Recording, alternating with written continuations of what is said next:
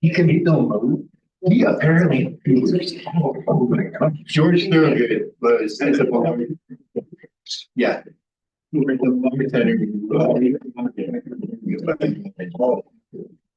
But I got to looking. I thought, compared to some of the, I'd rather go see him in a. Right, then the more I Thorogood to me just don't. I can tell you, it's pretty, I haven't done it, but it's pretty amazing that the role. Well, that's true, yeah, that's true, that. Right, being Rolling Stone. You just don't like, I believe it. It's been years. At the Boston Airport. He got done there was a I took his picture. I think like in a, he showed me all these keys, we were talking for a while. And they were like 5 nights. Yeah. Yeah. Who's gonna say, right? Yeah, huh? Oh, I remember. I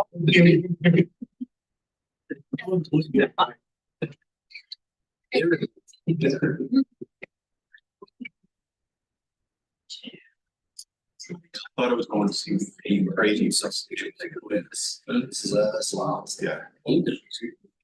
That was under original. Yeah, music, singers.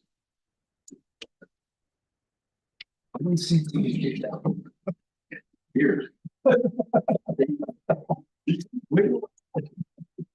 It's 4:02. Let's start the regular work session for Frisco Town Council for September 24th. What day is it? Yeah. And with that, we'll start off with our first agenda item, which is our biannual renewal periods for marijuana licensing. And with that, Stacy. Thank you. Stacy Nell, town clerk for the record. Hello, mayor, and council members. Just wanted to brief you all and discuss today, or at least received some confirmation and direction from you all today on our marijuana licensing, especially because Senate Bill 24-076 passed in this last legislative session, and similar, but there are some significant differences between this one and the alcohol bill that we talked about in recent meetings, with moving to a 2-year licensing renewal period. So with this one, again, it covered the state's marijuana licenses. We also issue marijuana licenses from the town. We currently have, let's see if this works. Said 3. All right, so the current structure, the way that I want to frame this discussion, I'm sorry, I should back up, is to talk about how things are currently handled, just so you are all aware, and then what I think, would make sense moving forward. And again, just looking to receive, direction and that you all would agree with that. So currently, this is how licensing is working for marijuana licenses with regard to the town. So chapter 180, which I know you all are intimately familiar with, is our huge chapter of code that you're usually used to hearing about from Katie and ComDev. But it actually, that is where our marijuana licensing code also lives. And it lives under land use. And it actually states that I am the local regulating authority for the Frisco marijuana licenses. So I administer the licenses, I receive, inquiries, applications, renewals. But again, there's only 3, so we're not talking about, with liquor licensing, where we have, it fluctuates, but anywhere around 45 to 50. We have 1 medical license that's in the Native Roots location. The Native Roots location also holds a retail non-medical license, or sometimes commonly referred to as recreational, but under statute, it's called retail. And then you have, if you think across the highway, you have Tumbleweed. That's in the strip mall between Walmart and Safeway. And they do not have a medical license. They only have that retail. This is currently how licensing works. So right now, these businesses are well established. I'm not really receiving on a regular basis, new applications, only new inquiries. Maybe for people every now and then that might be interested in opening a marijuana business. But I receive the application form and the required supplemental documents. They come into me along with the renewal fee. And then I process the application, I communicate with all other affected service areas, aka departments within the town, to make sure that they're in, good standing and, just make sure that, everything is looking good with regard to those departments. So you have a little more latitude here than just with liquor licensing. I have 30 days to process the application. So I have to do it in a timely fashion. And then I have to either approve the renewal or deny the renewal in writing. Since I've been here now for almost 2 years, it's been very quiet. No issues. Then I schedule a site visit along with the building inspection department, police, code enforcement, and myself. And we go there and really truly we approach this as an educational and relationship building event. It's not about how can we slam these people, how can we get them in trouble. It's really truly last year, like the worst offense, if you will. And I asked one of the places to move their licenses into a more prominent location so that it was within a more conspicuous public view. That's what we're talking about here. We're not talking about blatant violations or anything like that. It really has been a very positive experience overall. But I think it'll be really important to, just get in front of them again this year. It's currently scheduled for November to hit both at the same time. We've got it on the calendar and we're ready to go. All of the above happens on an annual basis at this time. That means I'm touching their application. We're getting all of these department staff involved and going over there. And they're paying a fee on an annual basis. So one time a year. Visit that you all go to together? Yes, we all coordinate just because to lessen the burden of the business and make sure we're not interrupting their operations too much. I got a question.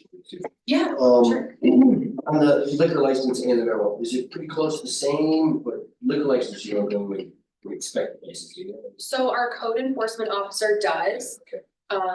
They do after the renewal cycle, I'll trigger that with the code enforcement person. So it's pretty much the same process as any more paperwork and. It's a little different in the sense that it's only the code enforcement person that's going, whereas with marijuana, we coordinate across departments and have those 4 folks. The reason why I asked is Yeah. because I look at the licenses fee state, Yeah. 3 of them. And me bringing up the thing about the liquor license, Mhm. they aren't that expensive, they're cheap. Liquor causes a lot more problems. Marijuana does in social living and all that. I just kind of wonder why.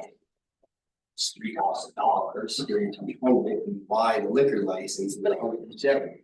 I'll get back here. State statute that are local liquor license fees.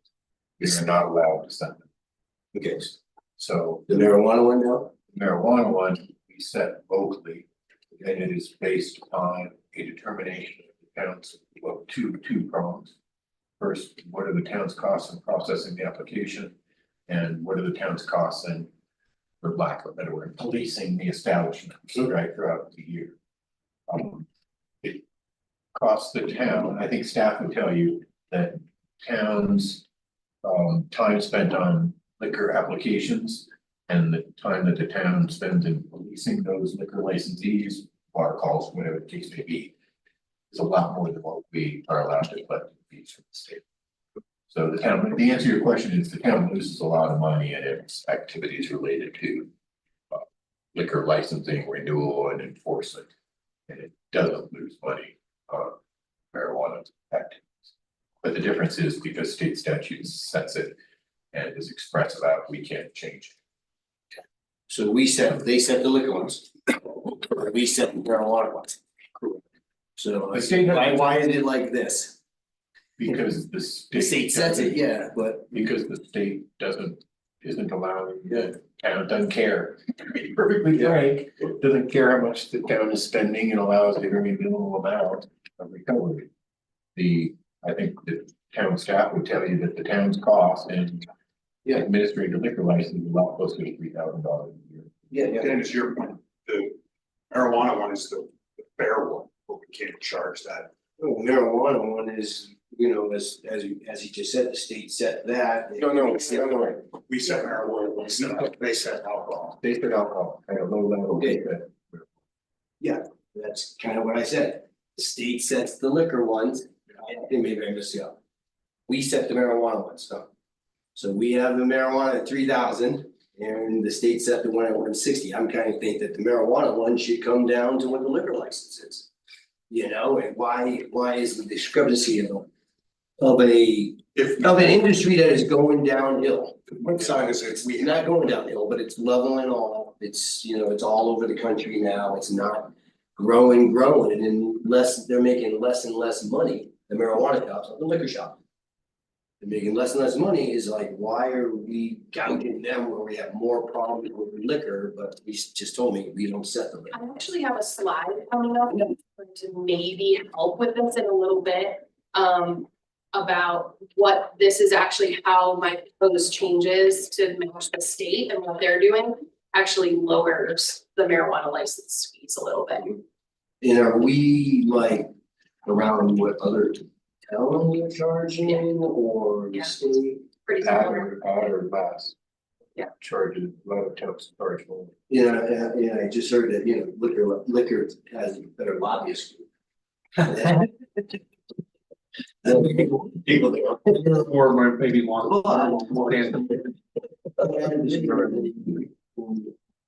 Public nuisance.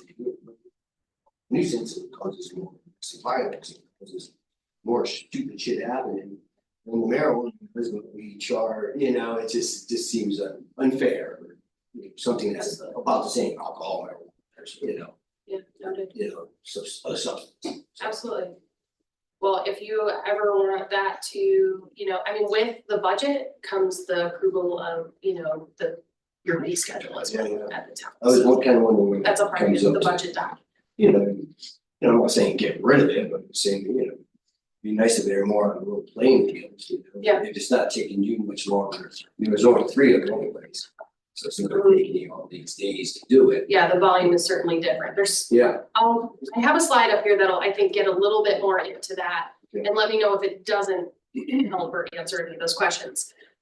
So for what I'm proposing is a very similar process.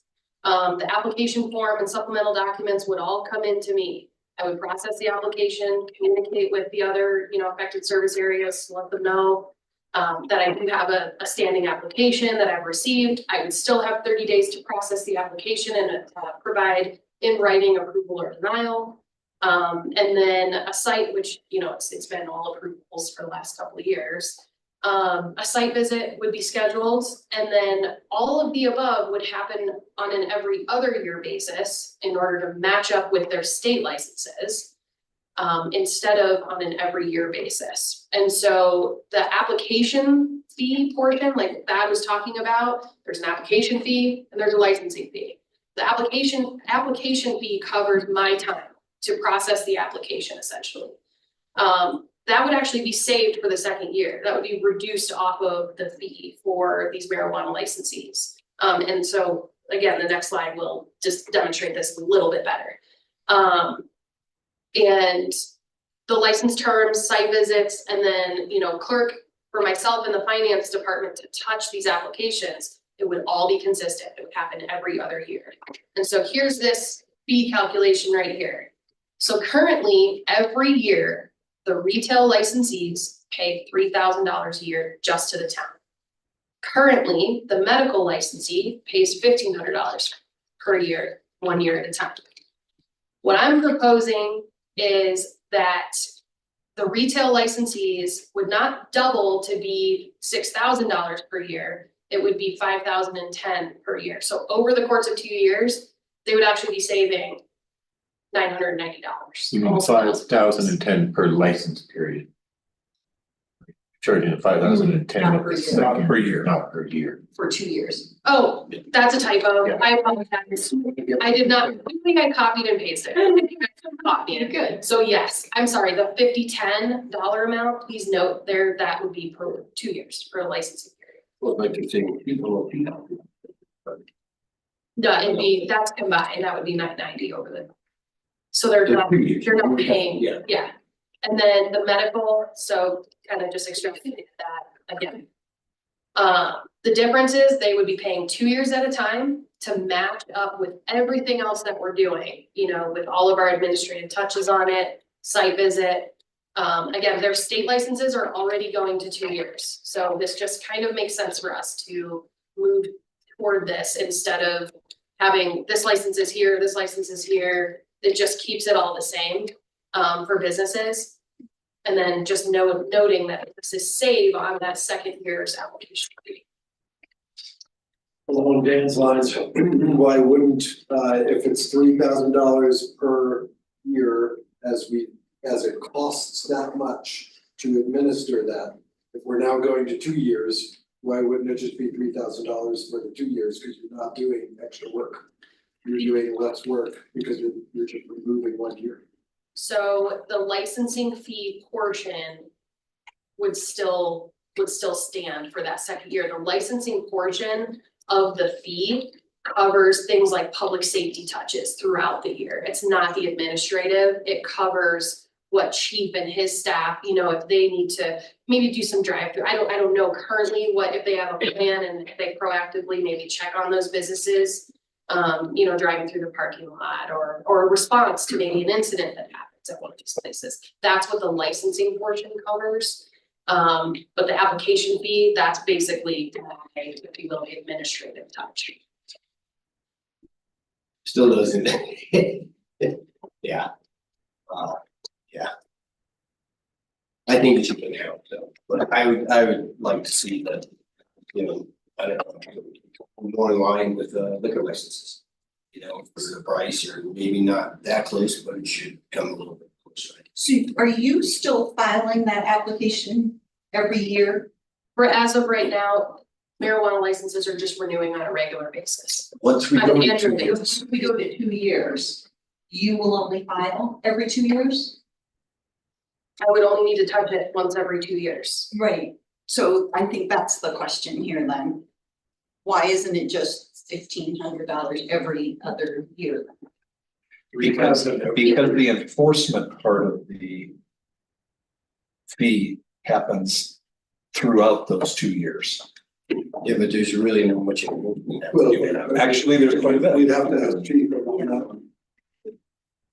I mean, these were all calculated based on what we actually spent, these fees originally. So, and I'd be willing to bet we haven't updated them based on modern cost of staff and modern cost of all of those things. So they're probably already discounted to a certain extent.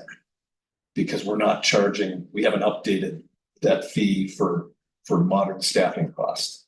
But we are still doing all the things that the license fee covers over that 2 year period.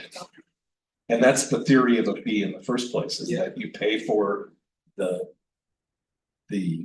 actual cost of what it does to provide that service. Well, it seems that we like hand out liquor license like candy. But we don't have control over those fees. So we still have the controls of our fee, the license fee, and how much, you know, when we're charging them $170, I think, and 600, huh? The We application, don't have control of it. 700. No, the state statute sets that, even for the local government, correct? So The bottom line is I thought the state had their price, their license, They said their application. They said both. Alcohol licenses should be $3,000 per year. Yeah, Period. probably more. But the state doesn't let us. So the question is like, do we not cover the nut that we have for marijuana because the state doesn't let us do it for alcohol? You know, Yeah. it's a little bit of, you know, From meter to ball. I also want to throw on there that was told by a friend, shall we say, they don't do local discounts anymore. So if we cut the fee, it doesn't benefit our residents. They, Who's that? the Marijuana shops? the shops. So So only two of them, it is already discounted nothing low, you know, it's already down low. But yeah, but I don't know if they do local discounts. they used to and now they don't. Okay. Probably because they're so tight and, you know, money, you know, Tourists aren't buying. yeah, it's not, you know, you look at our tax collection, it's down. You know, in all like California, like everywhere, they're underwater. These growing operations are underwater, that's why they're selling a lot of stuff in the black market. Places to make money because they're actually losing money, you know, so. I will. Where liquor places aren't losing money around here. And where liquor, They sure are claiming that yeah, well, because of that. because of the grocery stores. Yeah, Since town council codified having town marijuana licenses, I will say, I do not think that fee has ever increased. That's been the same for basically a decade, if you think about it. When was that 2014 or 15? That ordinance came about. Anyway, better part of a decade at least, we've never increased that. It's always been, In And there's- addition to that. I think do we have 2 licenses or 3? we have 2 establishments, 3 licenses. Okay, got it. We have not heard from either of those establishments yeah. that they want the fees reduced. Yeah. No, I'm just so, liquor is such a problem. You know, and I hate to see them just get like a slide on it and all, that. We're covering all these problems with the police having to deal with people drunk on the street and all that, and you don't have that kind of thing with 3 marijuana shops, you just, I don't think you have it. I could be wrong. But I don't think you have it as much as the alcohol and how much problems the alcohol causes us, so, but. I mean, most of the enforcement for both is, either checking to see if they have the things in their establishment follow the regulation, or that they're not servicing minors. That's most of the enforcement. Yeah. Well, we have tons of things for operations for liquor and restaurants and all that. Same for marijuana. But there's only 3. So it's 2 not- of them in the same. I mean, in addition to that, it's not a huge revenue source. Yeah, Because I know. Yeah, that's, yeah. So do you guys think that this proposed way of handling the marijuana licenses works and we can give this a go? If so, I would need to amend code and just bring back before you an ordinance for first and second reading. Yep. So that would probably happen pretty soon here because they're all gonna come due here for renewal pretty quick and we should probably take timely action on that. Unless you all feel otherwise. At least they'll save the application. I think you're showing a huge amount of entitlement, changing the fee without reanalyzing what the true cost is, which probably would lead to a large fee increase. Yeah, I can do that if you want. You're showing it's being very generous to the retailers. I mean, we don't wanna burden them, we don't wanna give them any undue, stress, and the businesses are an important part of our community, but at the same time, I think this is gonna really help them because they're not gonna have to worry about this town license for marijuana being on this calendar and then their state one being on a different. Yeah. So another thing to be responsive to Councilmember Kibbe is that we could, work into our legislative policy statement, something about the state set issing fees on alcohol. Now, I don't know whether CML is dying to take up that issue, but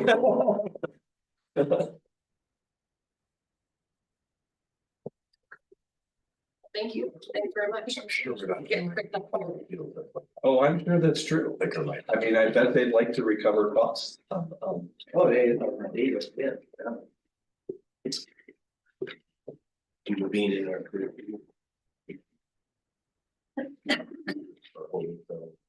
Refuge management, Gotta be. we're going straight to broadband.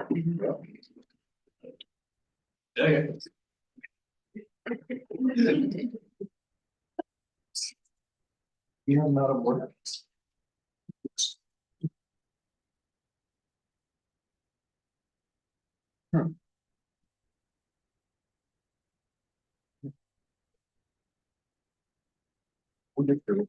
Hey, Chris.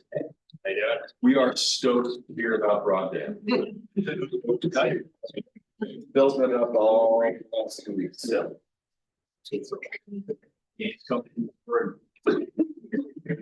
Quick wire on the table that work for you, Chris. That'd be good. Andrew, can you start with you? Just minimal. Andrew Reynolds. Part council. Andy Held. Andy number 2 on council. Rick, you can help. Tom Fisher, town manager. Bagger, no, town attorney. And Kitty, council.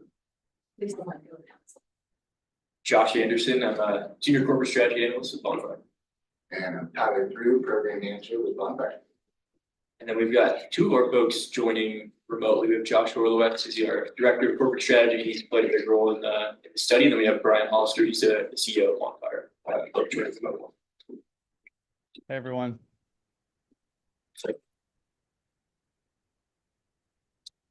Nice to meet you all virtually.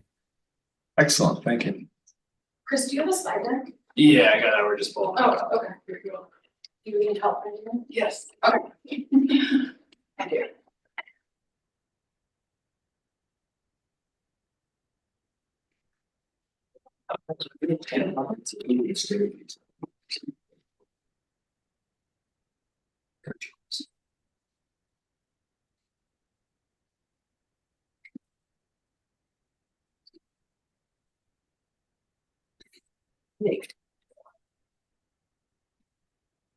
Thanks. Oh, there you go. Very good.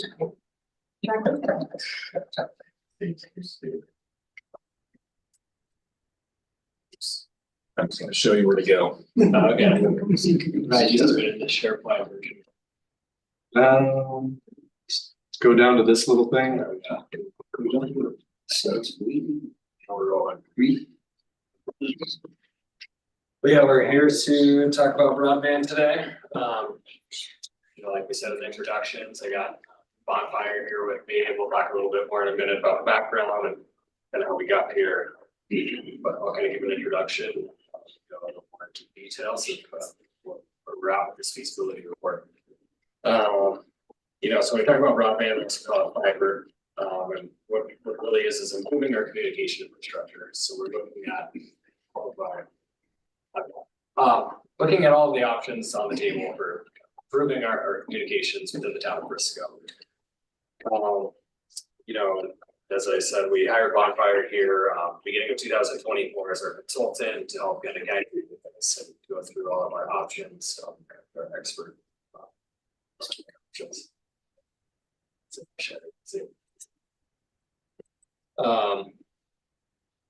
So I'll kind of give an overview of kind of what we're trying to accomplish today on the agenda. First is we'll talk about to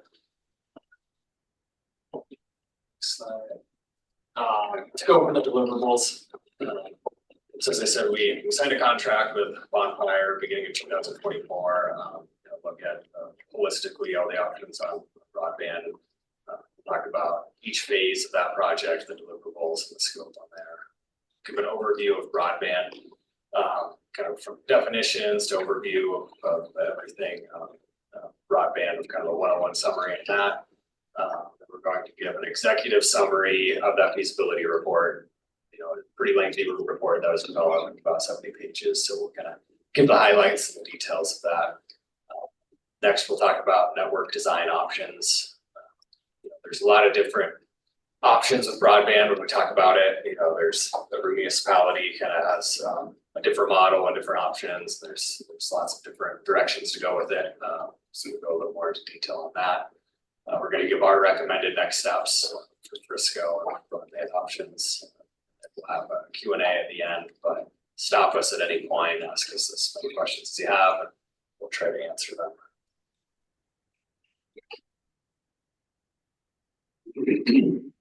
So,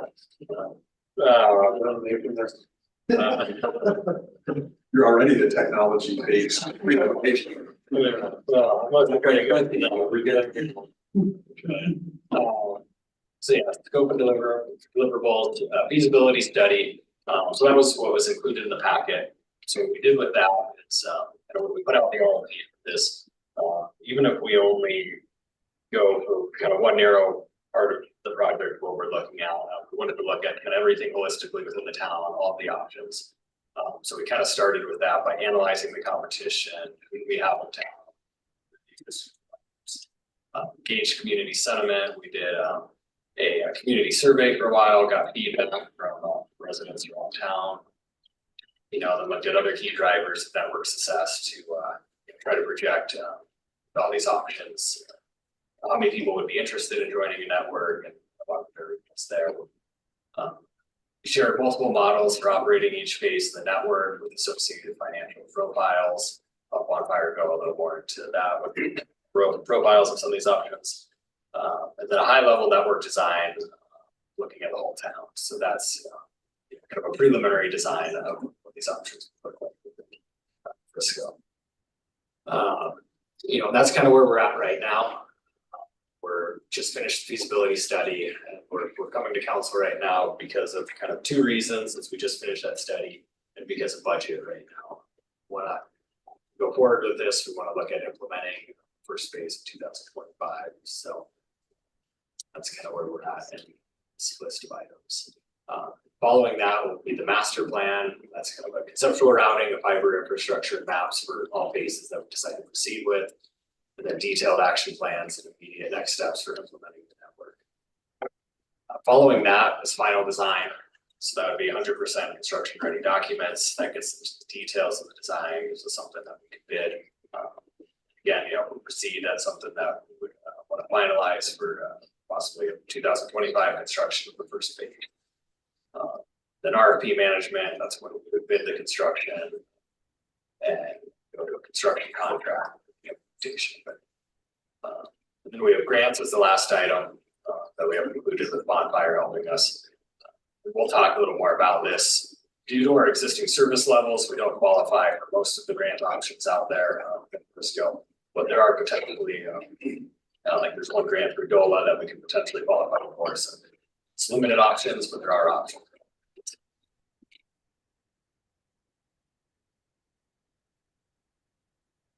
So overview of broadband. Broadband is a technical term for high-speed internet. Sometimes it's called fiber, but broadband is the technical term for it. The FCC's current standard for broadband is 100 megabytes per second download and 20 megabytes per second upload. But the FCC states that at least 1,500 is longer-term application usage. And as we go through these a little more, you'll see, what's offered to most people in town through Xfinity has fairly high download speeds, but much slower upload speeds. So this next point talks about downloading a movie or a file, or uploading is uploading any data to the cloud, video calls, Zoom meetings. That's when the upload speed becomes more important. When we talk about broadband, a lot of times there's terms of a gigabyte a second symmetrical speed, and that's saying that get a gigabyte per second of data of download and upload speed. So that's where the symmetrical speeds we don't have on. So then just to highlight some benefits of broadband and what some of the reasons for doing this would be is, improved government services between better infrastructure, higher reliability, faster speeds for government services, more efficient communication, telework options, improved for education facilities, both in-person and education facilities, and remote learning options. Increased accessibility for people with more broadband options in town. There's economic development opportunities for increased services for businesses, urban revitalization, environmental sustainability, particularly if there's increased options for remote options rather than in person. Improved options for healthcare. We'll talk a little bit about anchor institutions and healthcare facilities in Frisco that the network could connect to. And then improved entertainment and then public safety. So public safety is, the town has a broadband network. allows us to offer more services, and more reliability that can help with the existing plants, but Can I ask you a question? yeah, This Thor was just coming out last time. yeah. 2018. Where is Thor up I-70 now, all the way up and stuff, and this is where Thor is, and the green is that's where they're gonna go, I guess. So I-70 is Thor, that's happened. So, yeah, it's on 70 and then it connects through the green as well. And that's where, Breckenridge through Aloe, they connect to Thor. So it goes south of Frisco. So it runs right through Frisco. It runs on I-70. County Commons is connected to Thor. Okay, so that green is Thor coming through our town. Correct. Yeah, and the two colors are just denoting different fiber leases. There's on I-70, Thor is leasing fiber from both CDOT and Lumen, and on the Highway 9, it's just CDOT. And so, I saw the roots that, on the thing, the roots come up. Are we tying into Thor, or we're adding our own cable from Denver, yeah. Yeah, so we would tie into Thor for our middle mile interconnect. And Community Commons is right there. It's a great interconnect spot for us to be able to bring then internet from Denver, right? Through Thor to Frisco. Okay. Yeah. As opposed to, laying your own cable, obviously it's a ton of cost savings to just lease existing cable. Okay, so some cable. Yeah. So now when this gets laid through our town and you're looking for subscribers, so every house has to have a cable. Correct. So that cable comes down our street and everybody ties into that. Correct. Sounds like a gas line. It seems like a lot of work. And Peak next year. So much wireless and, you're getting on buses, it's up in the sky, that satellite crap. Why lay cable anymore when satellites and all of that? Is there a reason why the satellites don't really work to connect things, and why you actually have to lay cable anymore? Yeah, no, it's a great question. And I'm sure Brian Hollister, our CEO, is chomping at the bit to answer it. But high level, it's reliability. Yeah. Right, and when you're relying on wireless connections, there's less reliability there rather than a wireline connection. Okay. And with fiber, data is transmitted at the speed of light, right? And so you really have that instantaneous connection that's reliable. It's to your home, to your home, rather than relying on antennas, which could be impacted by environment. Clouds, snow, changing elevation, trees, all these things that Frisco has, right? That could come into play when you're looking at more of a wireless or satellite type connection. There's also a lot of systems that don't work on wireless, like my POS system at my store, you can't do wireless. Right, yeah, but speed is another huge factor. There's emerging technologies in wireless that are getting kind of higher speeds, and for the most part, you're looking at speeds that are below that FCC standard of broadband of 120 or 100 megabit over 20. Of course, fiber, gigabit download and upload speeds is kind of the standard, but really, we're seeing 5 to 10 gigabits a lot of times for both download and upload offered today. And then, as technology enhances, the fibers got already laid in the ground with a passive optical that can be enhanced over time. So when 90% of our towns on Xfinity, which is cable in the ground, but we can't use that cable. Is that, because they have cable coming into our property. It's not fiber. That's coaxial cable. Cable TV. So that kind of gets to the government reason, which gets back to resiliency and reliability. For a modern communication system, including data movement, fiber is the answer for the future. It's not a new technology, but it really is a long-lasting technology, just as coaxial cable has been for many decades as well. It's interesting to know on your satellite internet question is that, we say in here 99.8%, I think, of people are on Xfinity. So everyone currently has access to Starlink and internet or satellite internet options. But that kind of shows it just doesn't compete with what's in the ground. It's more expensive. It's not as high speeds. If you're in Park County, somewhere off the grid, it's a good option, but compared to fiber. Well, I must be that 1% because I'm a freaking T-Mobile century. So it's like- You are. Yeah.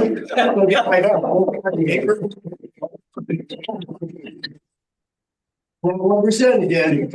Wanna write the checks then. Write the checks. Yeah, okay. I think the only comment I would add to that is every wireless network is only as good as the fiber network supporting it.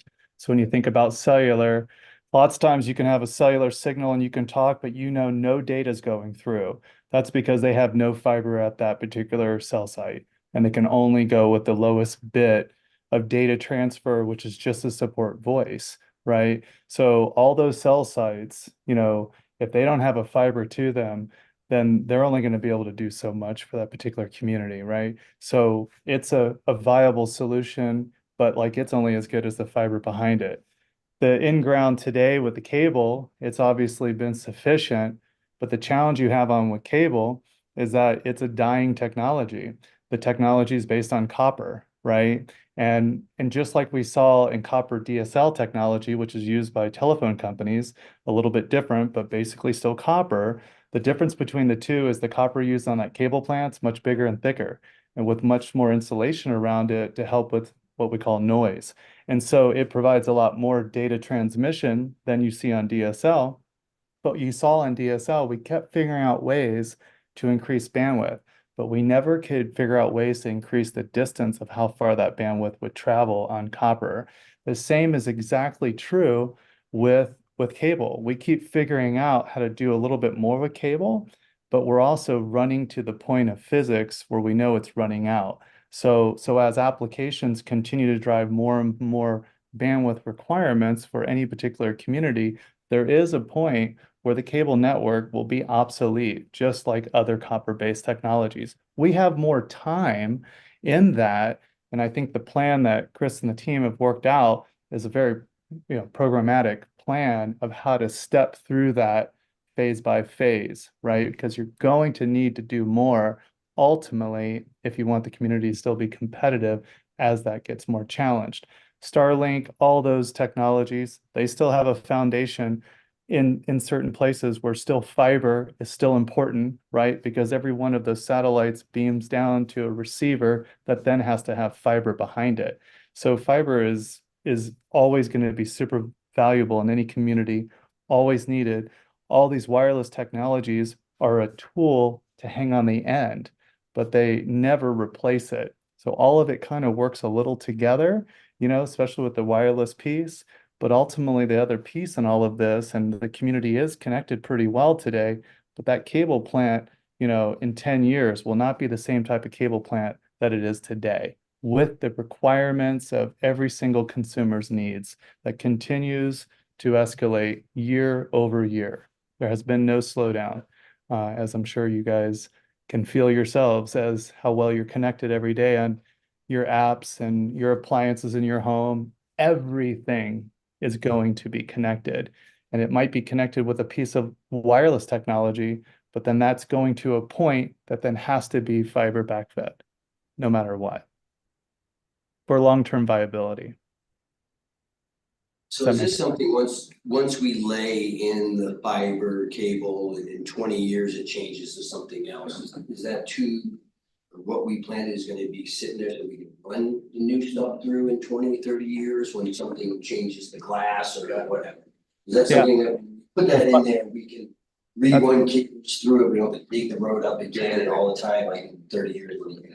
It's a great question. Because when we first started putting fiber in the ground, we would put a very little in. We might put a cable that had 12 fibers, and we thought at the time, oh my gosh, that's like bazillion times better than anything else that's there. We'll never need more. And what's happened everywhere we put that small little cable count of fibers, we need more. But what's happening is there's two things. We need more only because more people want to access it. But the fiber itself is glass, and that technology, as far as the transport median of data, is so far infinitely upgradable with just new electronics on each end. So once this plant is put in the ground, if you will, right now, we do not see that going obsolete. In fact, even the accountants let us depreciate it 30 years, right? Because we've already seen 30-year viability with fiber that's been deployed 30 years ago, still working perfectly, right? So never say never, but right now we do not believe that it goes obsolete. I mean, the term used is it's future-proof. Now, does that mean you in order to continue to keep it going where it needs to go, you will need equipment refreshes on the electronics that are on, you know, at the premise, at the home or the building, you know, that piece of electronics that's communicating with another piece of electronics on the other end, those have to be upgraded, but only when it's needed. So, and that's a small piece of the financial equation to this. The most expensive piece is the construction to put the stuff in the ground, and especially in a high country mountain region that's very rocky, right? But once that's done, you know, 80% of the cost is done for life.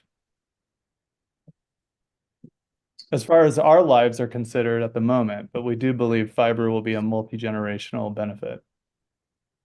At 80, so. Along those lines, it's also that we'd be putting in conduit, and then the fiber would go in. Theoretically, it wouldn't be the exact same size, so you could only fit one, you know, strand of 12 or whatever that is. Eventually, if you wanted to add more, we could. That's also correct, and that's a design or architecture decision that you can make, and one that we're proposing actually to further future-proof and really support the big ones policy that Briscoe has, is so that in 10 years from now, hey, we need another cable, right? We need to throw another cable, or another service provider says, we want to come build, right? You have existing conduit in the ground that we can lease from you, so we don't have to dig up your streets, right? So there's some multi-microduct options for construction in terms of the architecture that really support that future-proofing model, so that you don't have to dig up the streets again. Yeah, lots of times in the very beginning, when we were putting that fiber in the ground, they in the very beginning didn't have that type of wherewithal to put it in conduit, and they'd put it in an armored cable and just dig and drop it in the ground. The challenge with that was you couldn't pull a new cable in. So putting it in the conduit is step one of obviously having flexibility. And then step two now is the fiber continues to get smaller. Now where we'd put 1 2-inch conduit, we might put the size of a 2-inch conduit, but within that conduit, we might have 7 conduits. We might only need 1 today, but we can put those 7 conduits in for the cost of what it used to be for 1 conduit. So now we have 1, you know, of the 7, if that's what we do, or 4, we use 1 conduit that you'll see in the plan here for connecting city buildings, and that'll lay out an entire backbone with lots of capacity, but then we'll have multiple conduits available for who knows what comes. And you want that flexibility, because what we do know is something comes that needs it. We just don't always know exactly the application that'll drive it, right? But we know when the asset's there, it's huge. You know, we were part of Project Thor, and when Project Thor was being built, right, which is obviously going to be a valuable asset for you guys to connect to for Middle Mile, a big piece of it was getting through Silverthorne.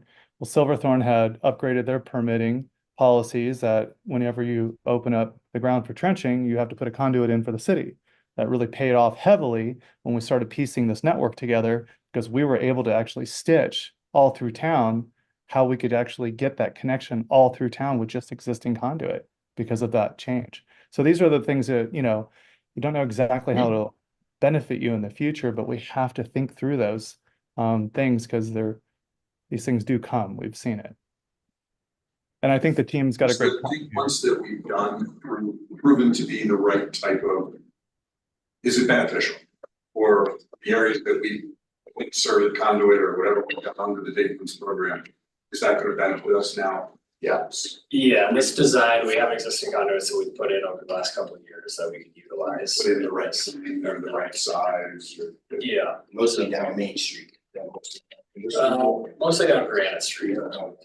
We actually, when we did the Main Street project, we didn't. We engineered it out because of cost.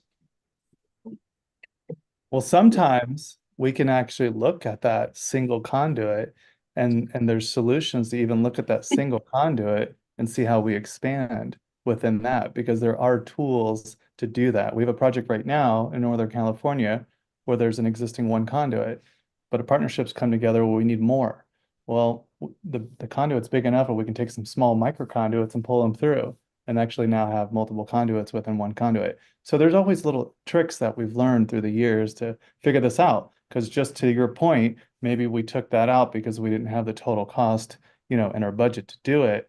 There's already been people to think about, well, gosh, how do we go back to that existing conduit and fix that problem? There's a material even you can pull in even as small as a 1 inch that can actually separate it out where it'll make it look like 3 conduits. So there's ways to actually go back and fix it because when the time presents itself that it needs to be. So don't get too upset that you had to pull that out. That's very common, but we're learning a lot through time here of how to solve these problems.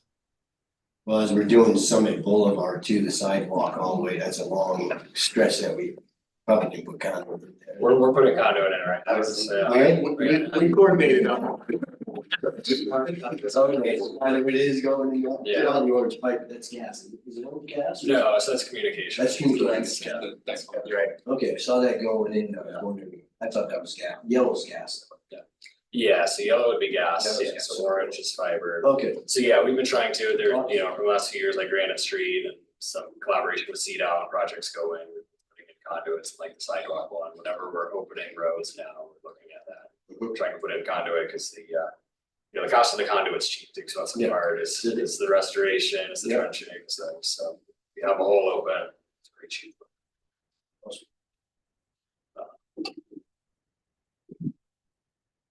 We talked about a lot of this already, but kind of going back from the beginning is, as was mentioned, back in 2013, Step Up Main Street, that's when kind of, I think, broadband and fiber were being contemplated, where there's talks about a conduit there. Ultimately, that got valued engineered out. But then after 2018, Frisco voters voted to opt out of Senate Bill 152. So that was a bill that would have limited Frisco's options to do municipal broadband. So that was a vote that had an overwhelming majority to allow us to look at these options. Then in 2020 is when that Big Once ordinance we mentioned was passed. So that was similar to what was mentioned in Silverthorne and these other communities. Basically, whenever there's a utility contractor, someone opening a town road, it gives us the option to put in conduit like we have in Granite Street. Then also in 2020, Project Thor was completed, so that's the middle mile network. That is what goes right through Frisco right now. That's what would allow us to connect and go out to the greater world, internet. And then 2022 is when council discussed strategic planning to look at broadband options. 2023, an RFP was advertised. Ultimately, that one I think was late 2022, an RFP was advertised. That one ultimately wasn't awarded. Then in late 2023, we advertised a new request for proposals.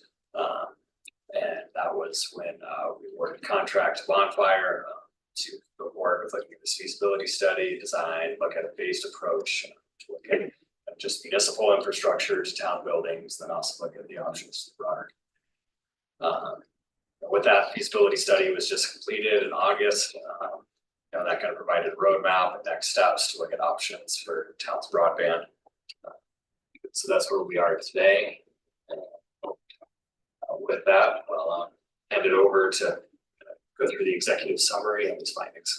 Yeah, and so a lot of these data points we touched on already, right? So really, when we started this whole thing, we've got to understand what's the current landscape, right? So that's competition. That's what do the consumers want? What do the residents want? The businesses, the anchor institutions, right? So we coordinate with them. We have conversations. We do a survey to figure out, how are they feeling about their current experience, right? Just to lay the foundation, right? What are we up against right now?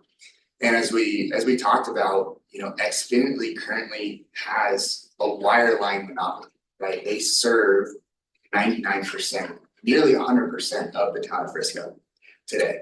And we do differentiate wireline versus wireless, just to point.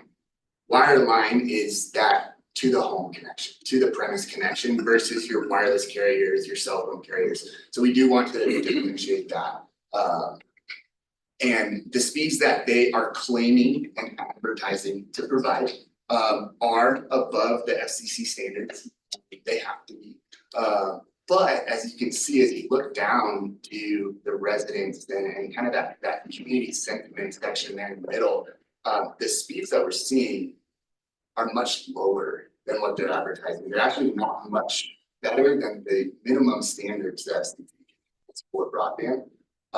And so because of that, we're seeing that 43% of consumers, based off of the survey that we did, these are residential consumers, are saying, I will absolutely switch if there's another option. We got one in the room. We got one in the room.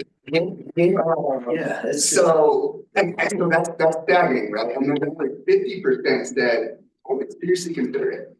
You know, maybe I'm not making the decision today, but I would weigh my options and I would seriously consider it based on the offering. You can see everywhere, you just look at Frisco. How does this compare to every place else in the world as far as what Xfinity, you know, everybody wants bigger, better, faster, stronger, more. Or is this the same Xfinity that exists all over the country? Or are we worship in more? Pretty much, I mean, they are getting better with their technology that they're gonna deploy in denser populated areas because that capital expense you invest in their network makes more sense based on the revenue they're getting back from subscribers. So I think generally we do see better speeds and services in other areas. I think in other areas we also see more competition. Right, we're gonna see CenturyLink having a better presence, or other private service providers having a better presence that's going to force the service provider Xfinity to update. Right, that competition is gonna drive a better quality product. The minute we say, we're looking at broadband, is Xfinity gonna show up and say, we're going to increase our rates? In terms of price or quality? Probably quality seems to be the differentiator at the moment. I mean, it's what do they do in this situation when they're confronted with this situation?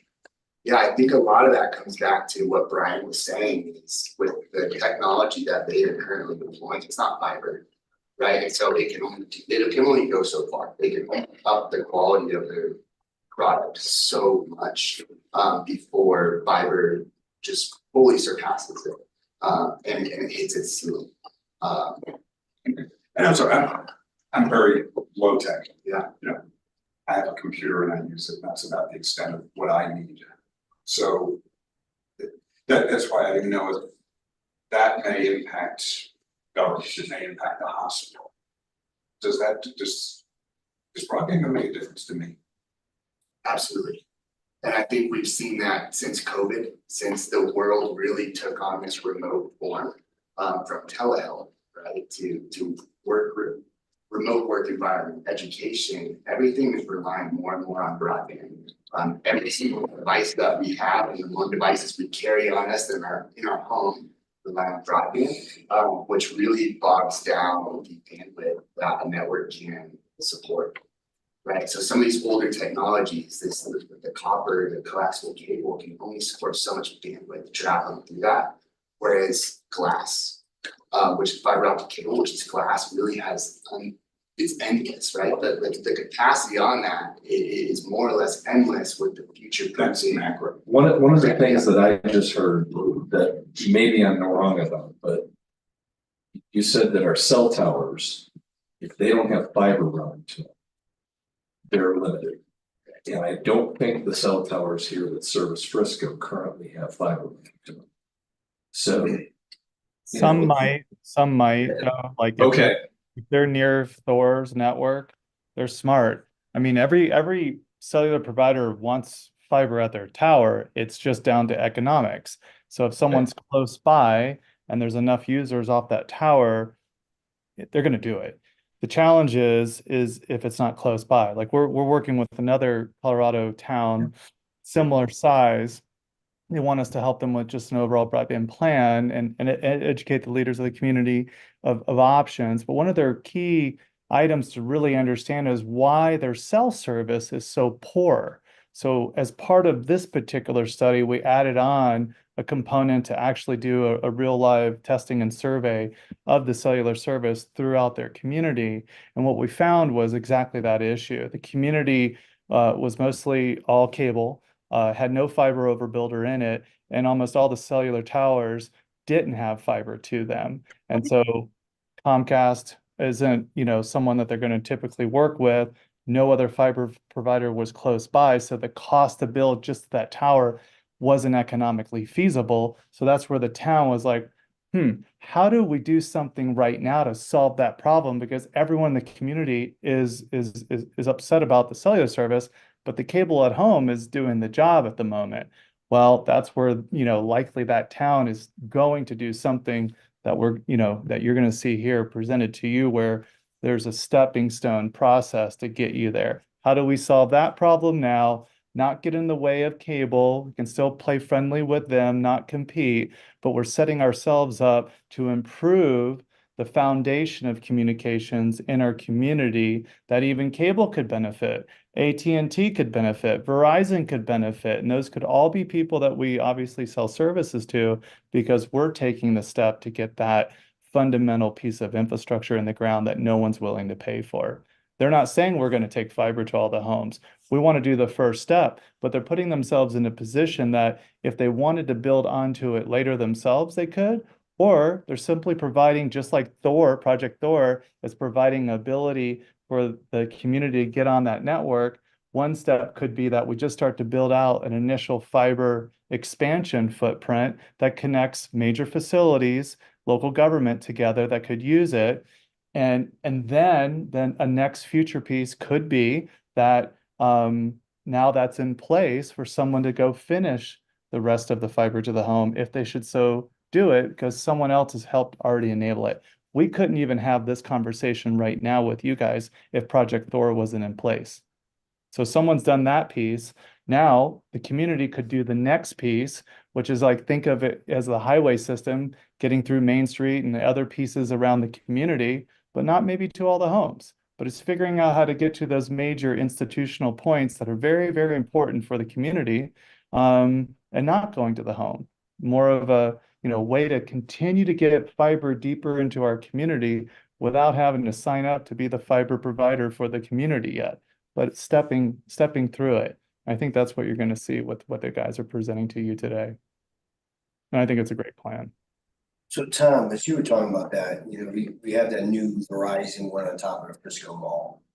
They built a substation behind there. Now, is that cable? No fiber. No fiber. Pros sell things down Main They Street. can only do so much. Is it cable? And so that's the whole thing. So is it remotely lucrative to put this stuff in and then charge these services for that? Like if you charge AT&T for running it to the pole, you charge Xfinity to get it down Miners Creek or whatever.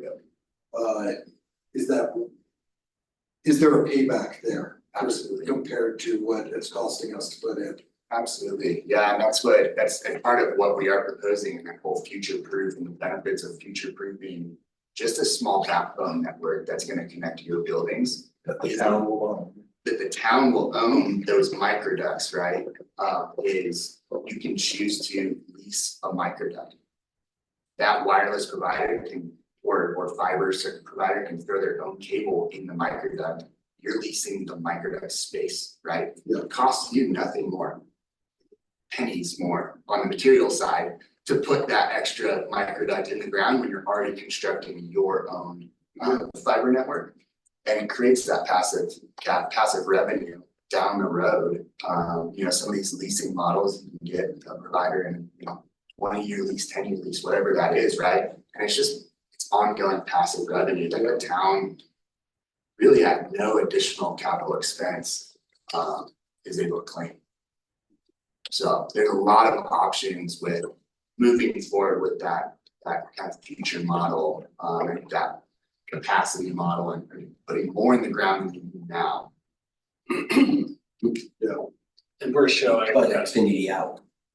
Yeah. Lease it. Did you hear that? We sure. We're showing with these numbers that just from what we're paying Xfinity right now, there's annual cost savings, we connect our town facilities, so just off of that, it'd be a long payback period, but there is an eventual return on investment on that, so then anything additional that we can add with leasing, with cell towers with these become additional revenue streams that could further. So that's good to know the cost of this. Yeah. So not only a financial benefit to you guys, but also just operationally, bringing your kind of internal town network under your own IT department under control of the town. And also just kind of having the redundancy of a fiber connection as opposed to Xfinity's. And that's That really sounds scary to me. that's really what we're When proposing. Andy's unhappy with Xfinity, he complains to Xfinity.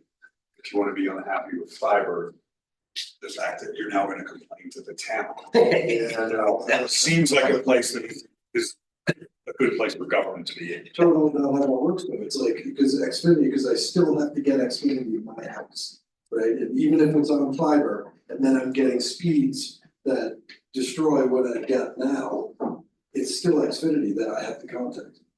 It's not, I mean, unless there's a break in a fiber line, and then it would be our problem in some fashion if there was, an earthquake, or something, I don't know, like. Well, and there's different models for that too. Not just to the point of like, if we're off the rail. In a Yeah. conversation.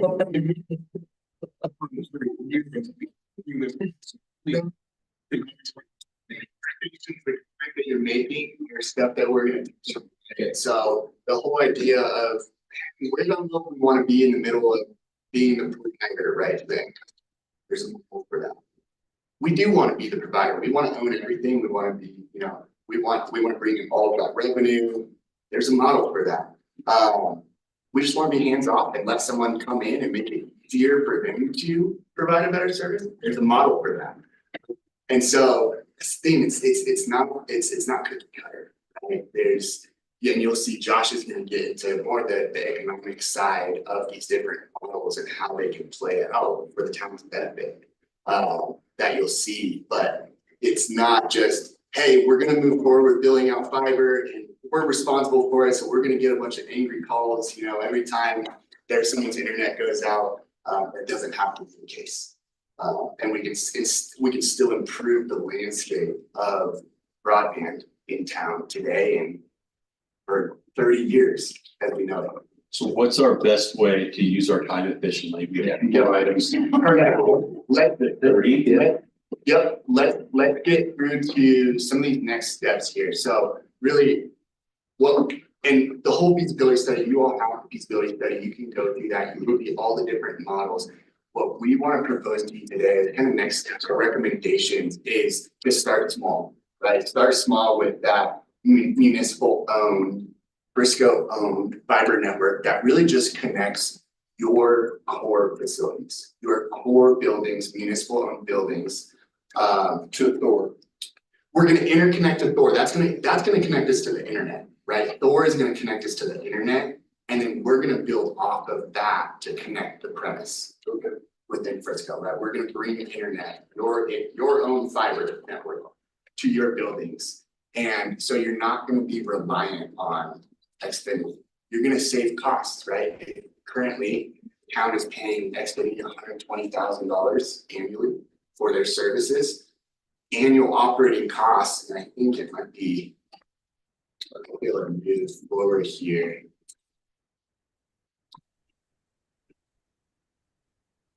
So we can see, I'm gonna skip through this one. It's dense information, so we'll go right here. So annual operating cost on this phase 1A, which is just connecting your core municipal buildings, is gonna be $43,000. So compare that to 120, right? And there's immediately annual savings on the service side. There's obviously the 1.8 capital expense for construction to build this, that we currently have in the CIP budget, for slated for next year, right? That's what we're talking about, right? So it's achievable with the current funds to build this out next year.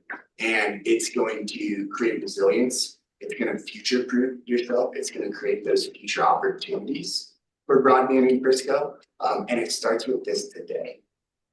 Really, that future opportunity Tyler's talking about is you guys have kind of a core backbone going through Main Street of the network, and then maybe years down the road you say, hey, we do wanna go in this journey of municipal broadband, and we wanna build out to the rest of the town. You have that network started, or maybe you're offering it to an ISP comes in and says, hey, we're interested in building out fiber to every home in Frisco, and you say, well, great, we have the network started, and we have some funds set aside that we can contribute towards that, and you guys go build the network, or some kind of in-between option where maybe the town is building the network, and then a provider is building the customer connection only and kind of managing that, or anywhere from the towns. Tyler, you go ahead. One other point to add, though, is I'm sure Frisco is, I believe, a participating member or city of Thor, I believe, right? Because it's part of the Northwest COG. Is that correct? That's correct. Okay. So obviously you guys understand why Thor was put in place to bring higher resiliency of backhaul into these high country towns at a better price. Because the challenge we've had in a lot of the high country towns is lack of reliability. They may have one way in if they have fiber, and if it gets cut, the whole town obviously could have a catastrophic situation. So Thor on its own premise was to bring higher reliability to each one of these towns.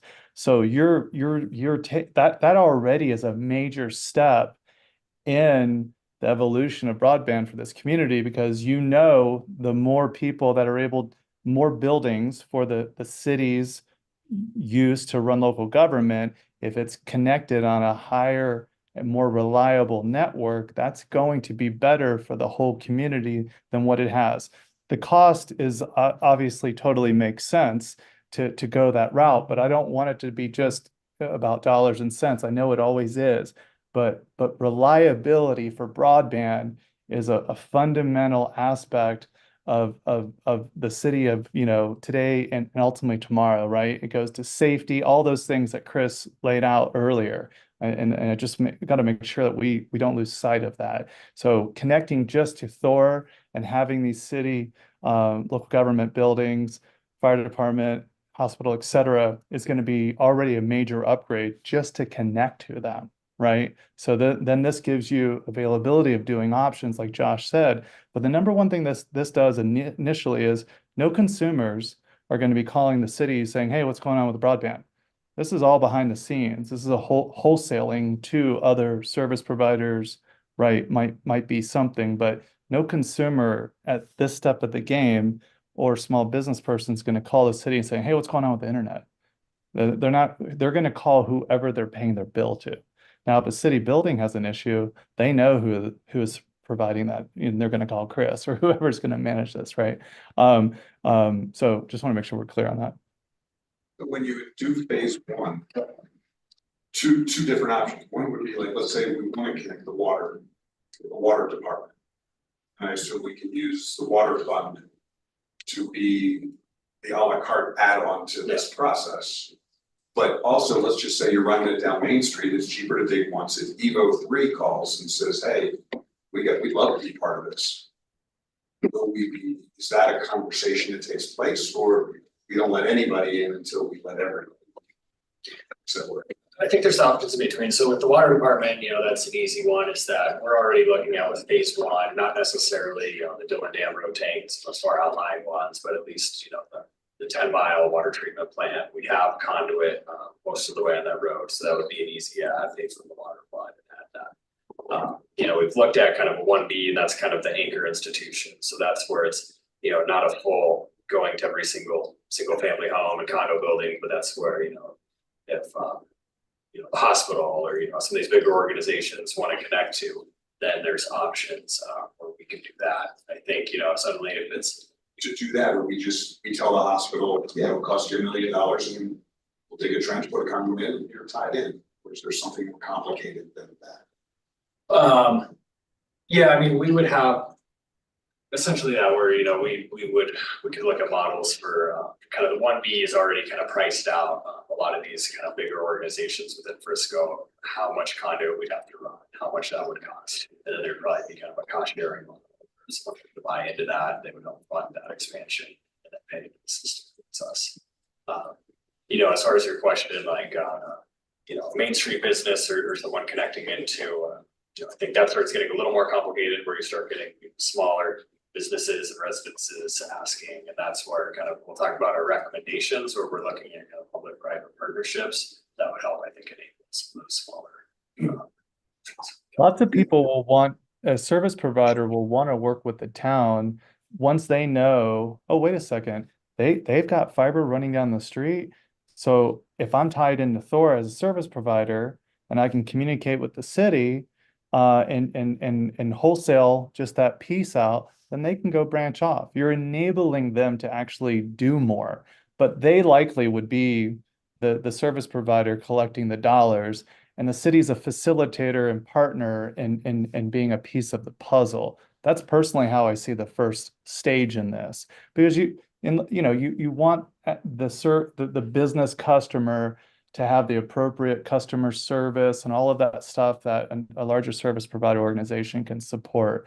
But the city can be a viable partner because they're enabling a piece of that connection from a wholesale standpoint. Does that make sense? Yeah.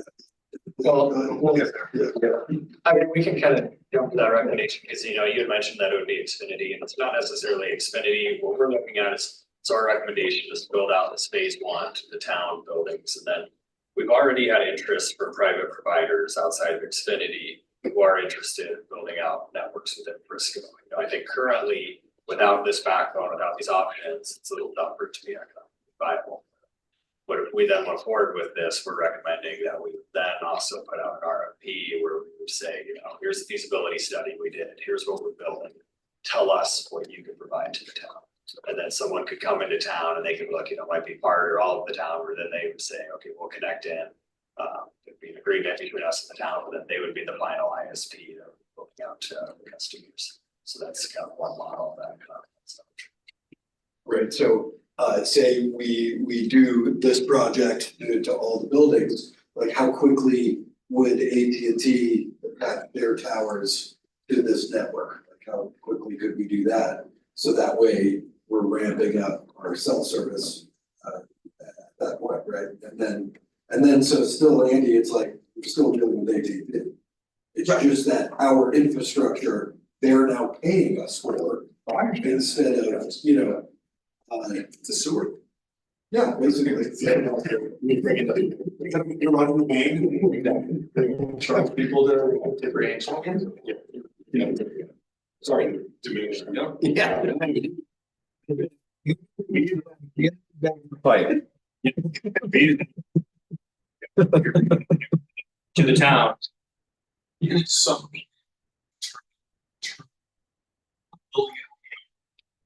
At some point. What are we gonna turn the whole thing over to somebody else? Are we gonna manage it ourselves? Yeah.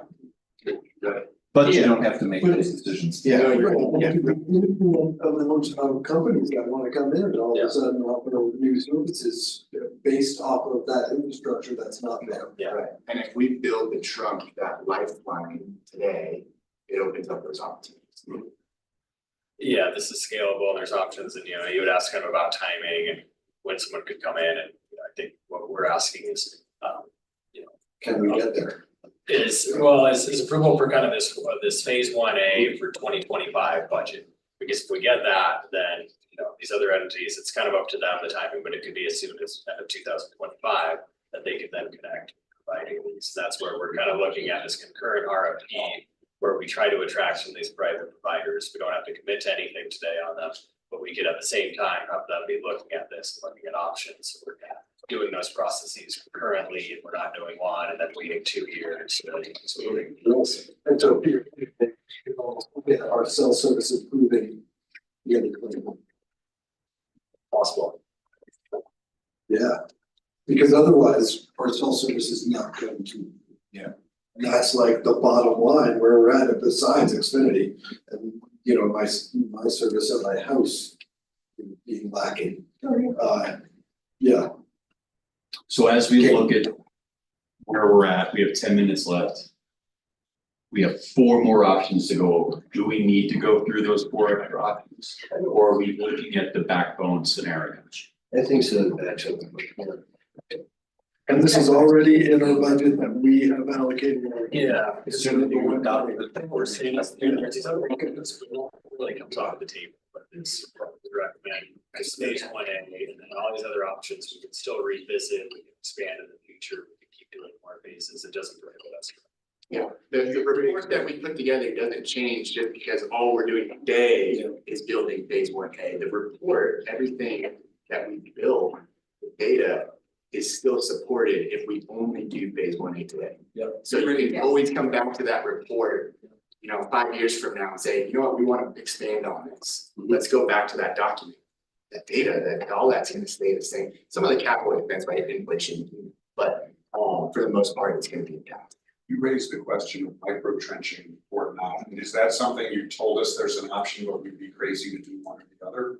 Or is that a real decision? So our recommendation would be explore micro trenching standards, right? And the reason for that is it could make Frisco that much more of an attractive market for a service provider to want to come build.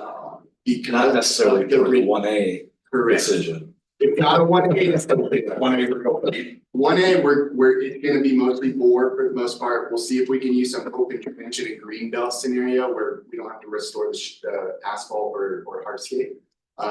But for future, it creates attraction, right? Because micro trenching does cost less, it's more predictable. It's not dependent on soil conditions, right? We're boring through the mountains, there's a lot of rock, a lot of solid rock. That's gonna increase the cost of construction. And so micro trenching creates that more predictable CapEx model for an ISP to want to pursue. You can't go through the sewer lines. We're not gonna be deep enough, so that's part of what towns have to do. So what you have to evaluate is what are you comfortable with micro trenching? We're typically, gonna be 12 to 18 inches of depth. Versus 3-foot depth, as being more of that standard for a bore or a trench scenario. So what are you comfortable with? And so that's why we're saying right now, explore those standards, see what Public Works, see what the roads department, see what everybody's comfortable with, because it could create that attraction for future expansion upon this backbone network that we're proposing today. Is micro trenching still just like a ditch witch that's gonna dig up not a deep trench? There's a lot of different technologies. I mean, their diamond blade, is something that we haven't experienced with. It is a shear cut. It's not gonna chip the asphalt, so the restoration of that is very complete, right? And so you're not tearing up the roads like you would see with a ditch witch or some of your more blade style, like saw blade style micro trenching machines. So there are technologies that are out there that are very feasible for the 2-inch curve and then the case. Yeah. And what's the, it's plastic tubing kind of, and also plastic, so the heaving of this, weather changing, that's why people go down deeper. 3 feet or so, is that? With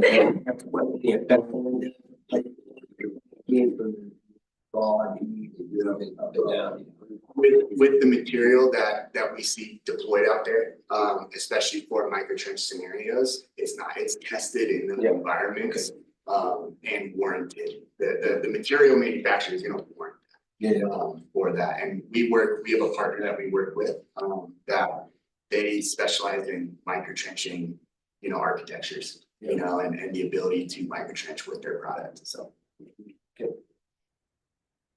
But I just want to make sure I understand. the micro trenching conversation is not part of the base one.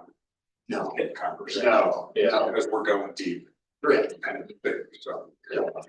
Yeah, it wouldn't be part of one A, it's more of this concurrent kind of RFP we're talking about, of looking at attracting an ISP to look at, building out a network, that would be something where we would explore that option, because we think, on some of the other slides, we kind of went through quick, we looked at what's feasible and not feasible, there's a lot of things where we look at building out the entire town, whether that's a private entity or the town in the future. It would be difficult to do that with traditional methods, and have a return on investment on that. But if you added micro trenching, then a lot of those options, whether it's town or private entity, then they do become more comfortable. So, but yeah, right now, we don't have to decide on that. Right now, one A. And Joe, it's the town, what is the RFP asking for on one A? So what we would be doing, two. So one would be more of a hard construction bid for one A. That would, Bonfire would move forward, they would finish the design. We would get an advertisement and a contract to build out one A to the town facility. So that's. So the Bonfire is the designer, the architect, or whatever. Yeah, so they would finish the engineering on that. The town would bid that out, we would get a contractor. What we're looking at with the second RFP, we're talking about going concurrently. So at the same time saying, hey, we're looking at building this one A. We have this feasibility study we finished, we advertise that, and we say, to kind of private ISPs and providers, what can you provide to the town? What would you propose? And we might get people who would then kind of come with a list of terms. They would say, we could build out the rest of town Frisco, we would this and that, and it would be a partnership. We would be looking at that at the same time to kind of weigh our options. That would be, that RFP, I'm sorry, maybe that's on this. That RFP would be including one A, or that the second RFP is after we build one A, what do you want to do with us? Yeah, the second RFP, yes, is that we're gonna build this one A, tell us what you could do with that. To build out to the broader community, to residential businesses. You need it. It's a follow-on. So you want to be able to approve this, which, and move forward and then put out a follow-on RFP to the private sector that says, hi, we're doing this. We're putting fiber deeper in the community. We're willing to lease this out to other operators. What would you do if we're able to, obviously have this? And we are moving forward. So this is something we have. Maybe it's not built yet, but it's approved. Here's our plan. Now here's the second RFP. How would you respond? Would you work with us? But one key aspect to that is the cost. The cost for private companies to come build, because it's so rocky in the area, is going to be difficult for them to respond unless there's a micro trenching component. We know they're not going to be super excited because we know their cost profile and what they're willing to pay per home passed to get connected. So the micro trenching is something to think about, having that as an option. Personally, I think to go along with that second RFP that, the town, maybe you haven't decided fully on it and are still exploring it, but you'd like to hear from the private sector, the town's open to it, how, we want to facilitate the conversation, but for private to come in and build off of it, you're doing one component that's getting you one step further by getting fiber deeper into the community that they don't have to buy, that they can lease. The second piece is to build out the distribution from that point of fiber from 1A to the home. We will have to lower the cost of that capital. And that capital, the only way to do it is with the technique of micro trenching. If the city wanted to actually ultimately, connect the homes and run their own network, the city's in a unique position that they get the lowest cost of capital outside of any private company, right? Whether it's bonds, things like, tax-free bonds, things like that. So the city might not have to do micro trenching, although it would obviously lower the cost for the city too. So I know I want to be careful that we don't complicate the decision to move forward on 1A. There's lots of things to figure out after that, but the 1A is a solid step forward in the town of Frisco to have some control of the community's digital future. I have a follow-up. Is there any cost savings in going with the 1A B, meaning we get more town facilities on site, and I'm specifically thinking about the PRA and the marina, if they're not part of those initial 8, is there a cost They're savings part of there? 1A. They are part of 1A. What is not is the water plant, and I would suggest that we put the water plant in the way. Excellent. We talked about that one off of 10 Mile Road, that's just It west. just of- completes Main Street for us. And the beauty is, there's conduit getting put in the ground that we can utilize, so we don't have to dig all the way down Main Street to get there. So we'll be able to use that existing conduit, and save on capital expense when it comes to construction costs.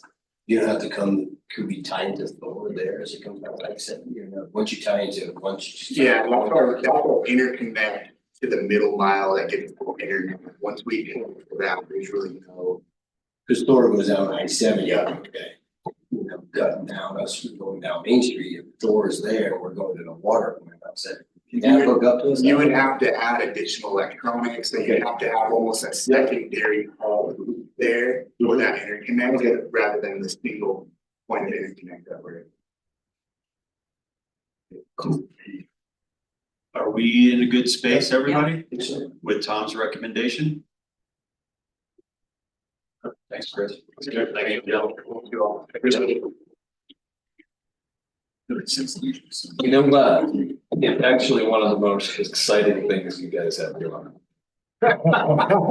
It may not sound like it right now, but I guarantee you in the future, it's pretty cool.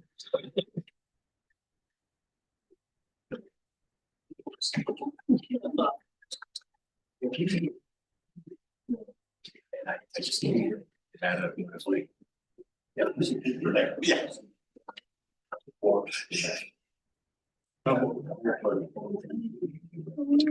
You're.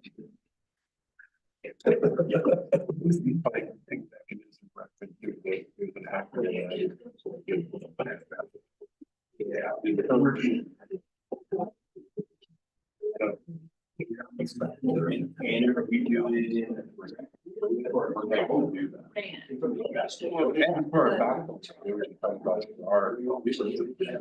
Always work out.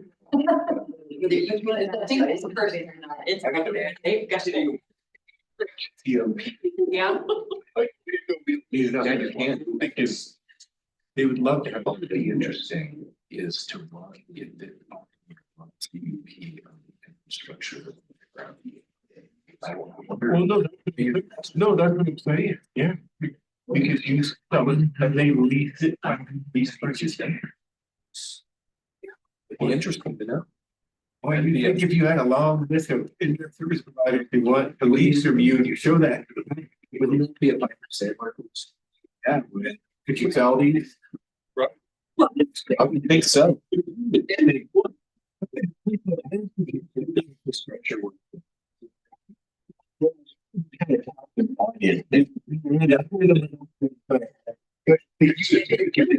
Look at this. Presumably they would want your contracts lined up, right? So they would be very sophisticated once you built it. But I don't see why you couldn't do it with COPs, you would do it $30 million. Yeah. Interesting. It's another way to incentivize.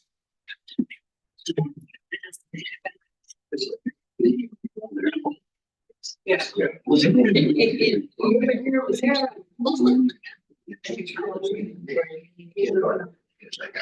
I will be here. Hey, I sent them out all the day. Yeah. So there's. A couple of ones I didn't get. So now I am. So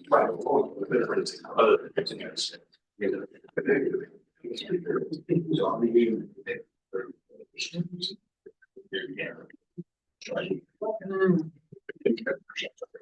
Right. But yeah, I don't. Yeah.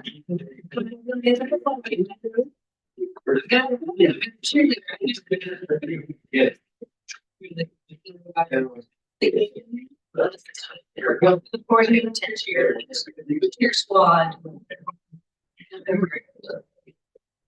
So no, that's yeah.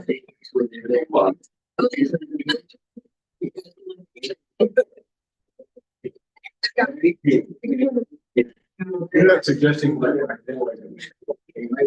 Oh, I absolutely. So.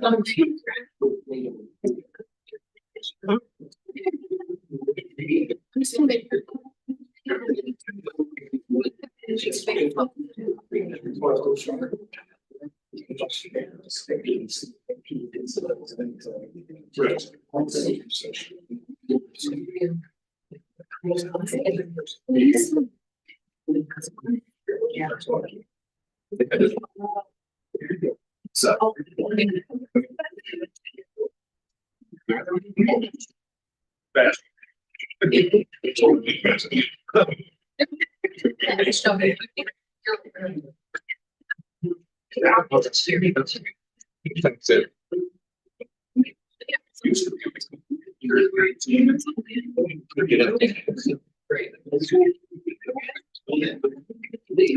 You guys ready? Yep. So our next item is the range recommendations. Thank you, council. I first to thank all of the staff, as well as the two council members. And unfortunately, are not with us tonight. Elizabeth and Martin, who will serve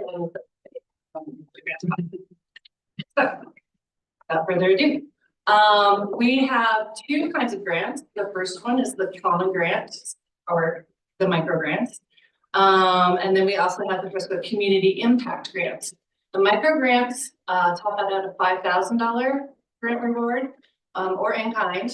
And the community impact grants could be up to 100,000 if we so chose. Additional funding for several nonprofits. The town does contribute over $1 million to nonprofits annually in different formats, and we'll go into greater depth of that later.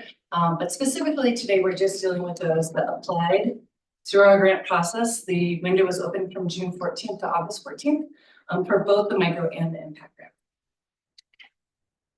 Criteria for our small grants. We're a vision and mission alignment with the town of Frisco, that they provided a significant and positive impact. Strong, the grantees showed a strong and stable leadership and sound fiscal health.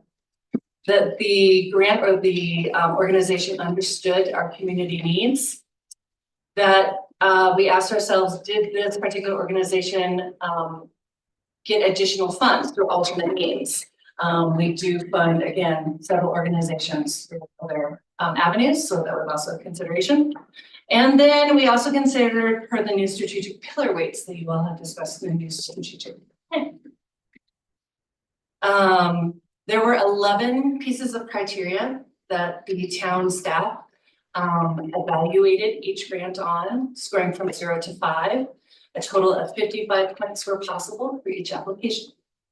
Again, the budget for all the micro grants together, the budget was $100,000. This includes cash and in-kind equivalent cash value. And then the impact grant were an additional $100,000. Okay, so we had 71 applications. That is up from 57 last year. We fully funded 14 of the 71 organizations, partially funded 23. We did not fund 15 of the 71, and we can go into the whys of that later if we need to or want to. We funded 7 youth sports organizations at $1,000 each. And we funded 6 new startups, nonprofits at $1,000 each. We did keep our criteria. We tried to keep our criteria even, i.e. with the youth sports organizations, keeping it even across the board. No one played favorites that way. All in-kind requests were awarded unless instead of in-kind, we give a substantial cash award. Okay. So our total cash funding request for the micro grant program was $217,200. Our total in-kind service fund request was $45,000. As stated, we awarded almost all of those in-kind awards. However, of the cash awards, we awarded 81,500. Of the in-kind awards, we broke them down. Does anyone have a question on in-kind? Yep. Before I further. So in-kind of the $45,688, 15,000 of that, almost 16,000, was Marina in-kind. The reason that's important is they operate on a different financial, through a different financial avenue. The rest were all through our general fund, mostly. The price increases for 2025 at both the marina and our recreational facilities increased substantially. So you'll see, differing from the 2024 year to the 2025 year, there's a substantial increase in the in-kind dollar amount due mainly to an increase in pricing. Just so we're in alignment, right? Everything went up. You hopefully have this in your packet or have seen how the awards went. There were adjustments made via Councilmember Allen and Elizabeth. Excuse me, say Elizabeth. They definitely have some input on how we awarded and who we awarded. Go back. I will pause here to see if anybody has input, has changes in recommendations. I do too, because I tried to read them and I'm like, I have to pay them too.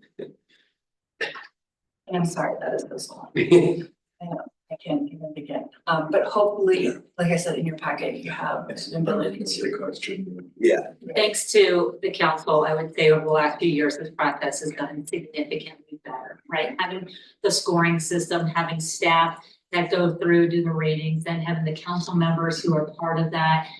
It really has made it so that if you can recall how this used to be, you'd go through each one by one as the council, and you'd kind of pick your favorites, and we realized that's really not the way we should be doing this. So we tried to eliminate that whole process and make it so it flows a lot better, and you really are doing it off of a numerical system, how they're actually how the grant is written, what they're asking for, trying to categorize some things a little bit better.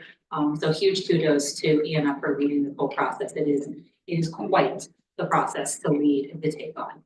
I had good predecessors. I can't take all the credit.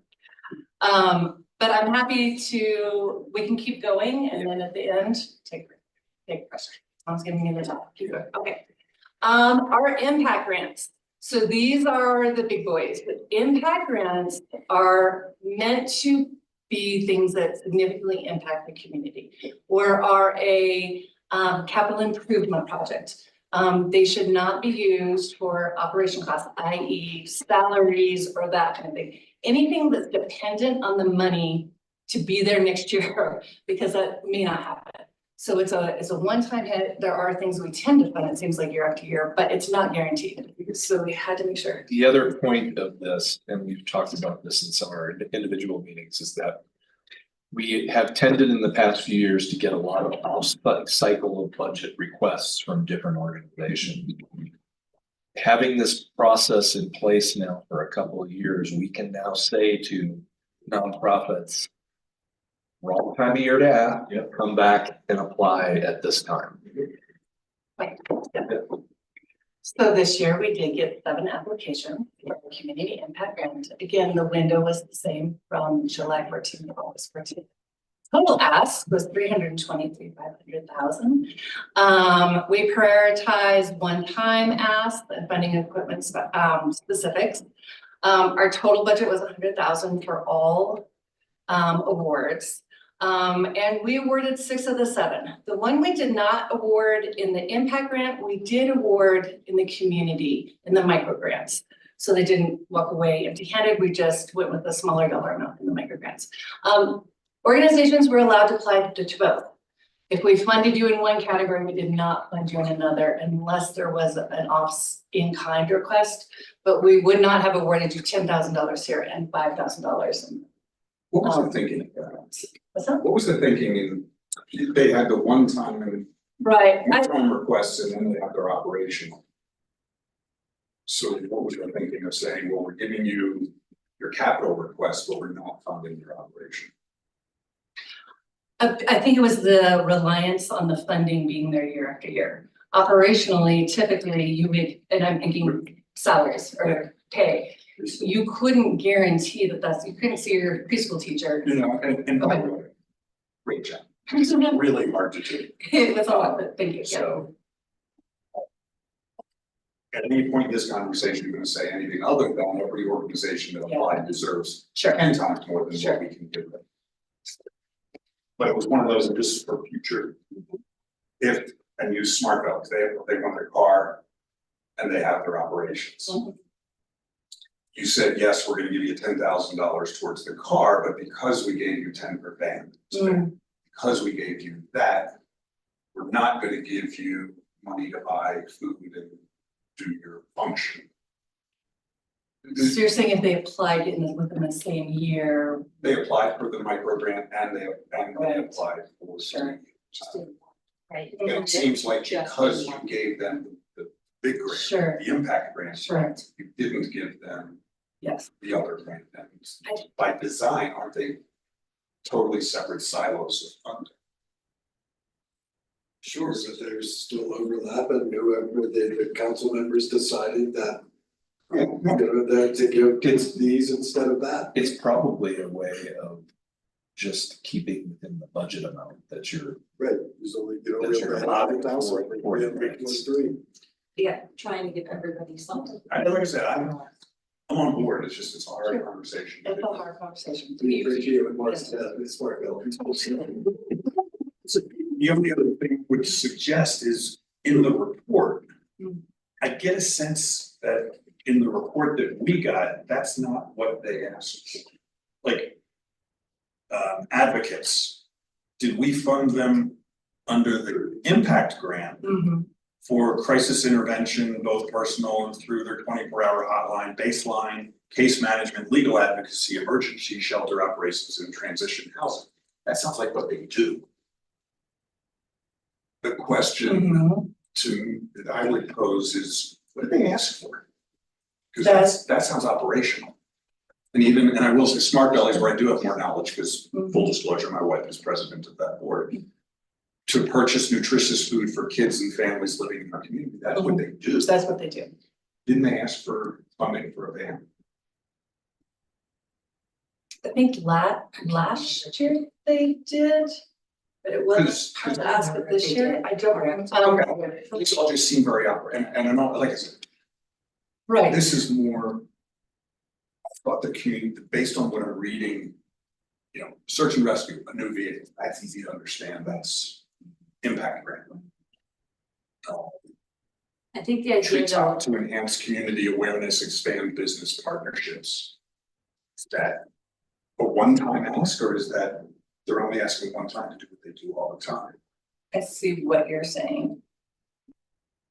I think, but that's, I guess, in my, if you want to chat. I think what we did is we also encouraged them to apply for both, because if you said no, for instance, if you said no to advocates here, then they also applied for 5,000 through the other grant process. We were gonna give them something, is what it was, because we easily could have said, you know what, we're gonna do $100,000, say, to search and rescue, and everyone else has zero here, as as one thing. So many of these organizations, when they asked, should I apply for both? We did say, yes, go ahead and apply for both, and then we're gonna balance what that looks like. So is it a perfect science of how to do things?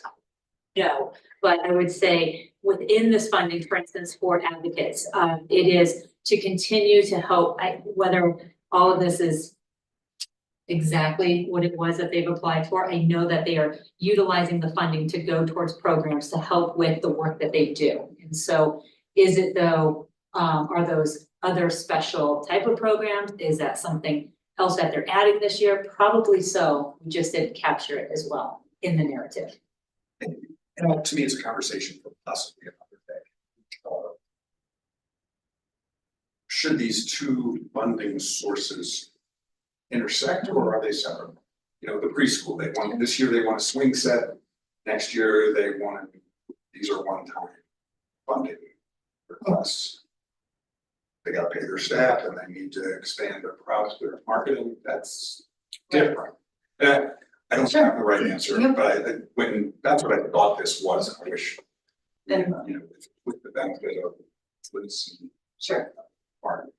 And I think that's a good ongoing conversation. I will say that staff, did look at, for instance, Advocates is a good example. We looked at their application, and if part of their application said 10,000 for, salaries, we backed it out of the ask, because that was not something that we could guarantee. Some of what they do is not dependent on that money being there every year, you know, to your point. And so the feeling of that sometimes what someone does still has a big impact on a community, even if it's not like a truck or something that's a little bit easier to nail down, I guess, from that standpoint. But a very good conversational point for sure. I do, on my last point, staff bonuses for preschool. My comment to somebody was, I will lean in to say I don't like staff bonuses because next year they're not gonna get staff bonuses because Briscoe's not gonna fund them and then we look terrible. Sure. One time, do they deserve them? I would say absolutely. Is it Frisco's job to pay salaries or provide staff bonuses? That's a scary place for us to say yes to. I can't remember what that amount was. Do you remember did we back out those bonuses as well? I do know we might have, I know we backed out the salary, for sure. I, just like our conversations here at town hall, when we talk about holiday bonuses, part of the conversation is it could be different next year, looking at our, you know, our budgets, but I get what you're saying. These are negotiable numbers. You are council, if you would like to. Propose that we not change the number, but that we not fund staff bonuses. Okay, just we love that number. I think the thing you're also gonna see through the preschool is, you know, we've been working with them very closely to help them, right? And I think that Do something.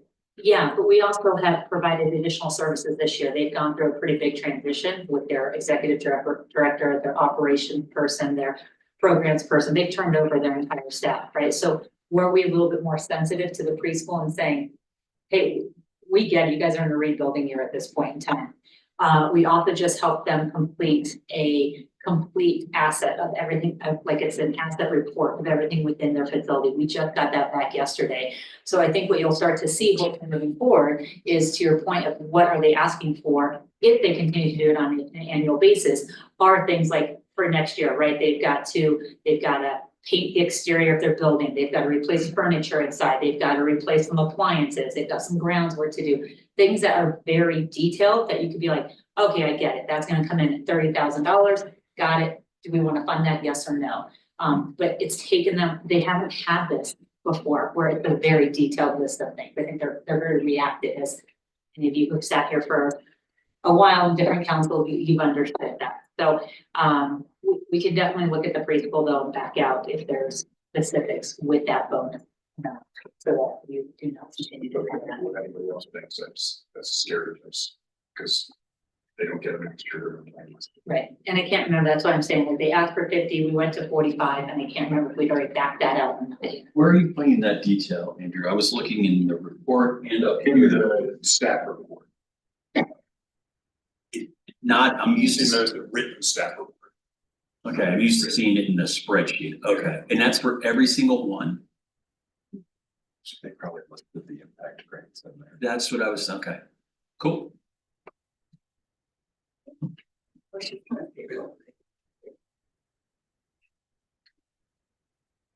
But again, my reiteration is this is hard. You guys did a great job and the agency deserves more. This is very true, for sure. Okay. We can discuss, we sort of mentioned at the beginning of the presentation that the town does award almost $1 million every year to additional nonprofits and through additional avenues. Some of that comes from our nicotine tax, the IGA, part 1 and part 2. We give money through to Building Hope, FERC, Community Care Clinic, and then give some money to some government who then redistributes it. Early child care options additionally receives money from the town. Summit Combined Housing Authority and out of our general fund operations assistance through operation assistance events, direct acts from council and sponsorships. Events such as the Concerts in the Park that benefits a nonprofit every week. In return, though, a lot of this money is for services rendered. They volunteer at the beer tents, they check IDs, races through the rec department, they might benefit and receive some money from the town, but they are course marshals or they're timers. There it is, I don't know, quid pro quo sort of thing where they do put in some time and effort to receive those monies from the town. And I think Don't use that term, you know. the purpose of this too, right, was a request from council to want to really paint the whole picture of what is the town contributing to local nonprofits. And so while we've got this $200,000 budget that you'll see through what the nonprofits can apply for, it also paints the picture nicely that clearly it is well over $1 million every year that the town of Frisco is contributing to the local nonprofit community. And I think part of that context gets back to that question when we get off-cycle requests from some of these nonprofits, that we're not always dealing with it in the context of everything that we do already contribute. And it's not that they don't have needs. I'm not saying that at all. It's just that it's very difficult sometimes for the mayor or the manager in some of these regional meetings when a nonprofit comes in and says, hey, we're short on X. Towns, are you going to contribute to our shortage? And 3 immediately they have. And what if that's not in our budget to do? We've had the flexibility with nicotine tax fund balances for several years to sometimes say yes to those things. We're getting to the point where that's not available to us. And then you're aware of the budget. We're getting tighter on funds. So it makes it easier for the mayor and I to deal with those things when we go to those meetings and say, hey, Frisco can't do it, you know, or apply to the impact grant process. I think you know, I'm trying very hard to keep my council happy. I think that it's important for us to decide how, like, just because they come to us, they get the money. And it is often the organizations with the most that have the most staff and resources to put out to ask for more. And so I feel like doing it this way, where we give out money throughout the year, those same organizations that get the most money just keep on getting it, instead of this process opens it up to everybody. Everybody goes through the same process, and then it can all be evaluated. Not saying who I'm advocating for. I agree. I mean, I do. And nothing against any of these organizations that get that money. We give $25,000 in sponsorships, whether it's buying a hole at the local golf tournament, paying just to have our name on a sign at the event. There's 25,000 additional dollars that are distributed. It's in the budget, but somewhere or another that money gets doled out. Are we doing that the best way possible, or should that 25,000 be jumped into the 100,000? So now you guys get 125,000, but when the organization, one of the 50 that have golf tournaments, they come to the town and say, "Will you spend $500 to put a Town of Frisco sign on the 13th hole?" Say, "No, but please apply for a grant." Which actually takes a burden off of the nonprofits, right? If they can just get it through this process instead of having to throw a golf tournament for it to get it, right? Like it just, I don't know. One thought, oh, go ahead. Just agree. And my only other, we have more Thursday concerts. They sort of evolved to where we are, and I'd love to have a deeper conversation again. I think today's the time. But we used to have the charities, the nonprofits come in, they literally serve the beer, they did all that. Now we're still, the town's running a beer tent with town employees, but still giving a check for $2,200 a week to those that have been select or won the drawing. The nonprofits put some people on the beer tent too. Some are in races and things like that, some it is. The nonprofits put people in the beer tents also, and they sell the snacks. They sell the snacks and put some people in the beer tent. Yep. Okay. They just can't be the ones up front, the one taking the money, the one I see all doing. the staff. and all. Just who's there taking the They're money, but chips then in the the one, bag. exactly, then the ones behind is like when you're asking for the beer, you're asking for that drink. That's the nonprofit and they can get it to you, and then as the responsibility of the town employee who is tip certified can then hand it to the person. Okay, the home plus. I thought we had morphed into just the town runs the beer tent. No. The nonprofit gets the tent next to it for water and chips. And we did reach out to Grant about those larger events, and they definitely make sure that the organizations that benefit from that are big enough to provide that support staff. Because without it, they can't run it. So they absolutely make sure that you've got 25 volunteers. You're saying you're gonna bring these people to the table and you'll be there for that event too.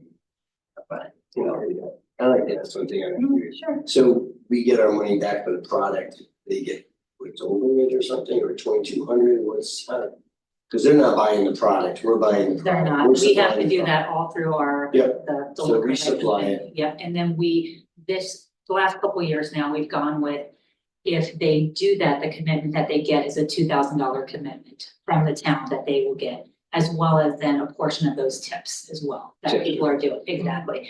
And the reason for that too is that for some of the nonprofits, it's a very weather dependent night, right? If it's rained out and you're like, well, that's a bummer, as a nonprofit, I didn't get anything, and then another one. Yeah. And so that 2,000 seemed to be a very nice kind of, we budgeted for that and have it, it works well for everyone. And we're definitely making more than our product that we had. We're. You said. No, I understand what it was. Yeah, we'd have to really break it down because we have staff costs available associated with this too. Yeah. Probably that's something for it. Yeah. But there's bigger questions of whether we should even be. Yeah, because I because I see what the Thursday night concerts cost us and the, stuff, and, I thought maybe the air seals were covering some of, something. Would it be more profitable if we just have an outside home and take it over to beer tent? That'd be easier, better, faster, stronger. So potentially, I think that's one of the questions that we're trying to look at right now. Is it better to have a vendor take care of it, or is it better to just get rid of the alcohol in terms of anyone supplying it? It's kind of down the line, bring your own. So we're having a conversation about that today. So, if you want to.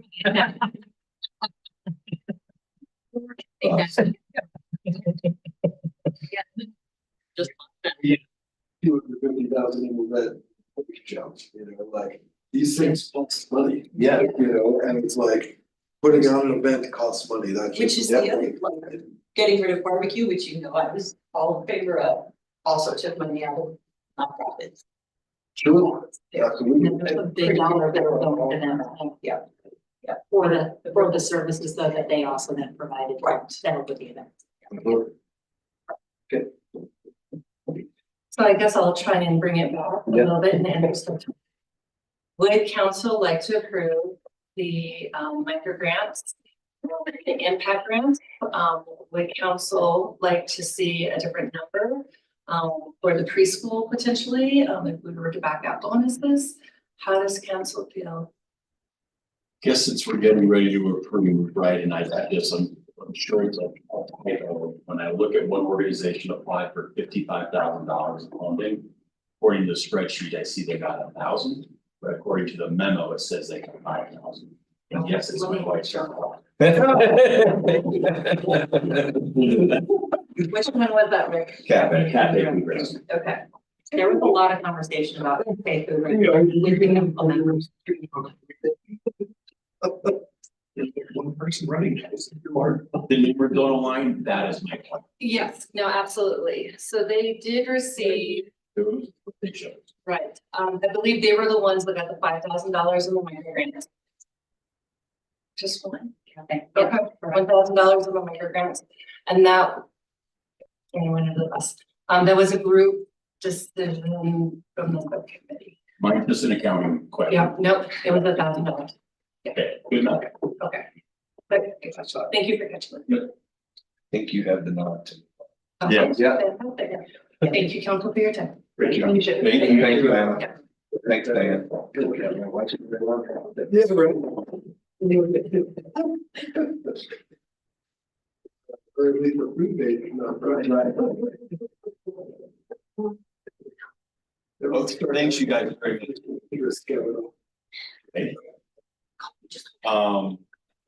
Okay. Proposed refuse management code amendments. Katie's coming. Dun, dun, dun. Katie.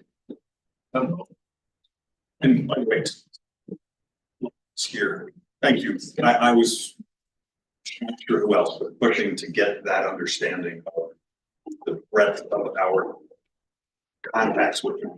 So I really appreciate it. It's a heavy lift to give it away. It's also a heavy lift for you guys to figure that out.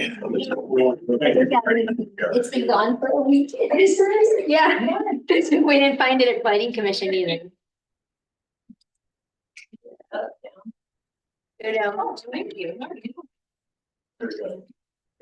Should we go in the folder, maybe the council Dropbox folder? This one maybe? Thank you. Yep. No, you're right. No, that's the G, sorry. Where is it? Under OneDrive? OneDrive. Right. It's probably in the same place that Stacy found the other one. Yeah, and that's where I. Thank you. Okay.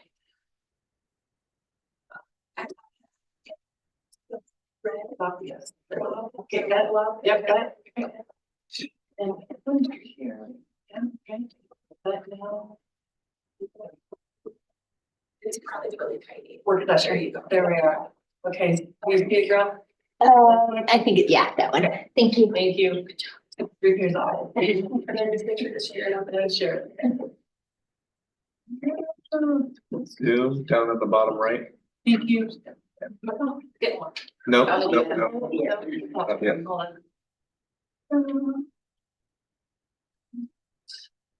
Not that one, the Zoom. There There you go. There we go. Which one is that using, Katie? Thanks. Thank you.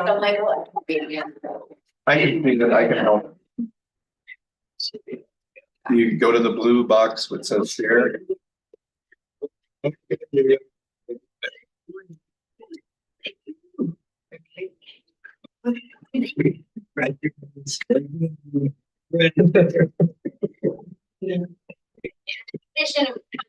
may go a little, if I go too fast, just interrupt and ask me to back up if you need more information on this. So we're before you tonight to hopefully receive one of three options from council. One is to direct us to bring an ordinance forward with modifications about the topic, or direct us to make no changes to the code, and I'll explain what that would mean. And then, or if any of you have any other really creative ideas, definitely welcome and please provide them. So this has been before Planning Commission 2 times actually, to really help dig into what we should be doing. They gave a official recommendation last Thursday night, and they did recommend the council support changes. They did have some really great suggestions to modify what was in your packet. It's very similar, but I'll go over what they recommended. So a little bit different than what was in your packet, and just because of the timing of this just being at Planning Commission last week, I didn't get it. So kind of backing up to the beginning, why are we here and why are we even talking about this? It basically is just kind of what happens when you have one new policy that comes into play, and then it turns out that it affects other parts of the policy are in effect, and then the homeowner associations and property owners are realizing that is impacting them from in their opinion, a financial standpoint and or space impact. So what we're looking at from the council is to provide a little background of what the concerns that we're hearing from the public are.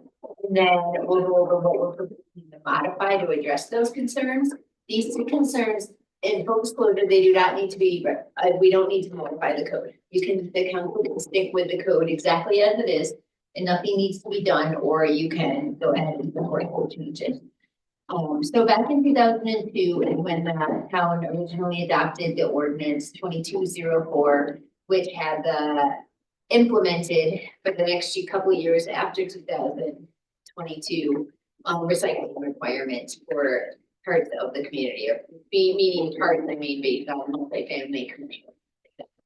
So one of those provisions was that in June 1st, 2025, haulers need to deliver 100% of recyclable containers to customer containers, commercial customers. With that said, that is basically pertaining to units 5 or residential units, and then commercial development. So the environmental programs department has been really proactive in an excellent way, where they've already started this summer going out and outreaching to our commercial and residential and mixed use developments. Don't forget, this is something you need to start being prepared to have your recycling to your property if you don't already have it. It turns out a lot of people, townhome and commercial developments and condo developments do not have adequate space in their mind for what they need to provide the recycling. So part of it is just going and saying we can provide recycling. The kicker for it is that under chapter 180, community development we require screening and a route for recycling and release facilities. And we don't distinguish between a facility, meaning a toter, or anything else. So when the town goes out and says you need to put recycling in, now we're also through development phase and need to design and engineer 4 walls and a roof if you can't already have space to fit it in. Now I'll get into a few different options that you're probably thinking of. They can, the town was to reduce the size of their dumpsters. They can have trash pickup bin, or just by recycling have less trash. And so if they reduce the size of a dumpster, then they could potentially have room in an existing enclosure to have the recycling. That is one option that you can do, and I think that's what we as staff always want to do. There's a lot of concerns being raised that the properties do not want to reduce the size of their dumpster enclosure necessarily. So now it turns into where they put their recycling if they don't. That's where we're at right now. So I'm going to skip the details of the ordinance that I remember and also the code. Just a refresher for you as a council, this is if a residential development has less than 5 units, on that property, they are not required to provide enclosure. So we're not looking at it for triplexes, duplexes, we're looking at 5 units of residential, mixed use, and commercial properties. So with that said, just to reiterate kind of, and I know you're all familiar with this, but non-conforming uses, if somebody already has something that doesn't meet code, so they have a dumpster on their property, but they don't have screening, we don't go in and require them to put in screening for the dumpster if it's been in place before all of our equipment. It's legal non-conforming. But as soon as you go to alter that use or type what's going on, that's when we in community development have to require them conformance. So by adding recycling facilities, we're requiring them to communicate. So that's kind of the kicker, is these older developments, they're fully built out, and that's really what we're hearing from. We're not talking about any things from here out, or the ones that have been approved in the last couple of years, because they all meet requirements of recycling and trash. Okay, so just in our code under 180, we do, just to note, we state enclosure shall be wildlife proof and consist of solid opaque materials at least 6 feet in height, contain 4 sides, a roof, and a gated access. So that's kind of where your series, like such as the new town hall one, is in compliance. One twist, just so you're aware of it, in the Central Core District, an applicant, because land is so tight, we allow businesses in the central core, so Main Street area primarily, they don't have to have their recycling and trash in the same spot. So we allow them to have it separated. That also sometimes could provide a little bit of relief for them. I don't know how many use it, to be honest, but it is part of the code to be aware of. And then any existing development that is bringing in refuse or recycling through our code language that exists today, they are allowed to convert up to 3 parking spaces in order to accommodate it. So also with the ordinance that came into effect, I think the town was also like, probably looked at this and said, well, it's okay because you can have 3 parking spaces. It doesn't mean they can't screen it and they still have to pay to screen it, but they have the land to put it in. The problem is we're hearing from these developments that they do not want to give up their parking spaces. Even so, first we thought it was just, I thought Nico's going out and then I'm getting info because he's been great communicating with me. I was residential, right? Because they have assigned parking spaces for residential units and they don't know how to distribute it. How do you take away from it? Because you're meant to that, right? However, it turns out the commercial ones are also kind of expressing concerns to them because they have tenant separation for working. And so whereas we may think it's a commercial lot and there's extra, we see extra spaces all the time, the internal workings of that development are usually that each unit space tenant has assigned parking spaces.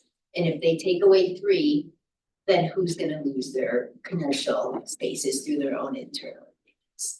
So one other thing that does help everybody is that under definition of lot coverage, we exempt dumpsters from lot coverage. So on the positive, no one has to worry about land area and open space requirements because that is already exempt. So what we're really looking at is the financial cost that people are expressing for putting in 4 sides in a roof because that has to be engineered and put out to bid, obviously usually.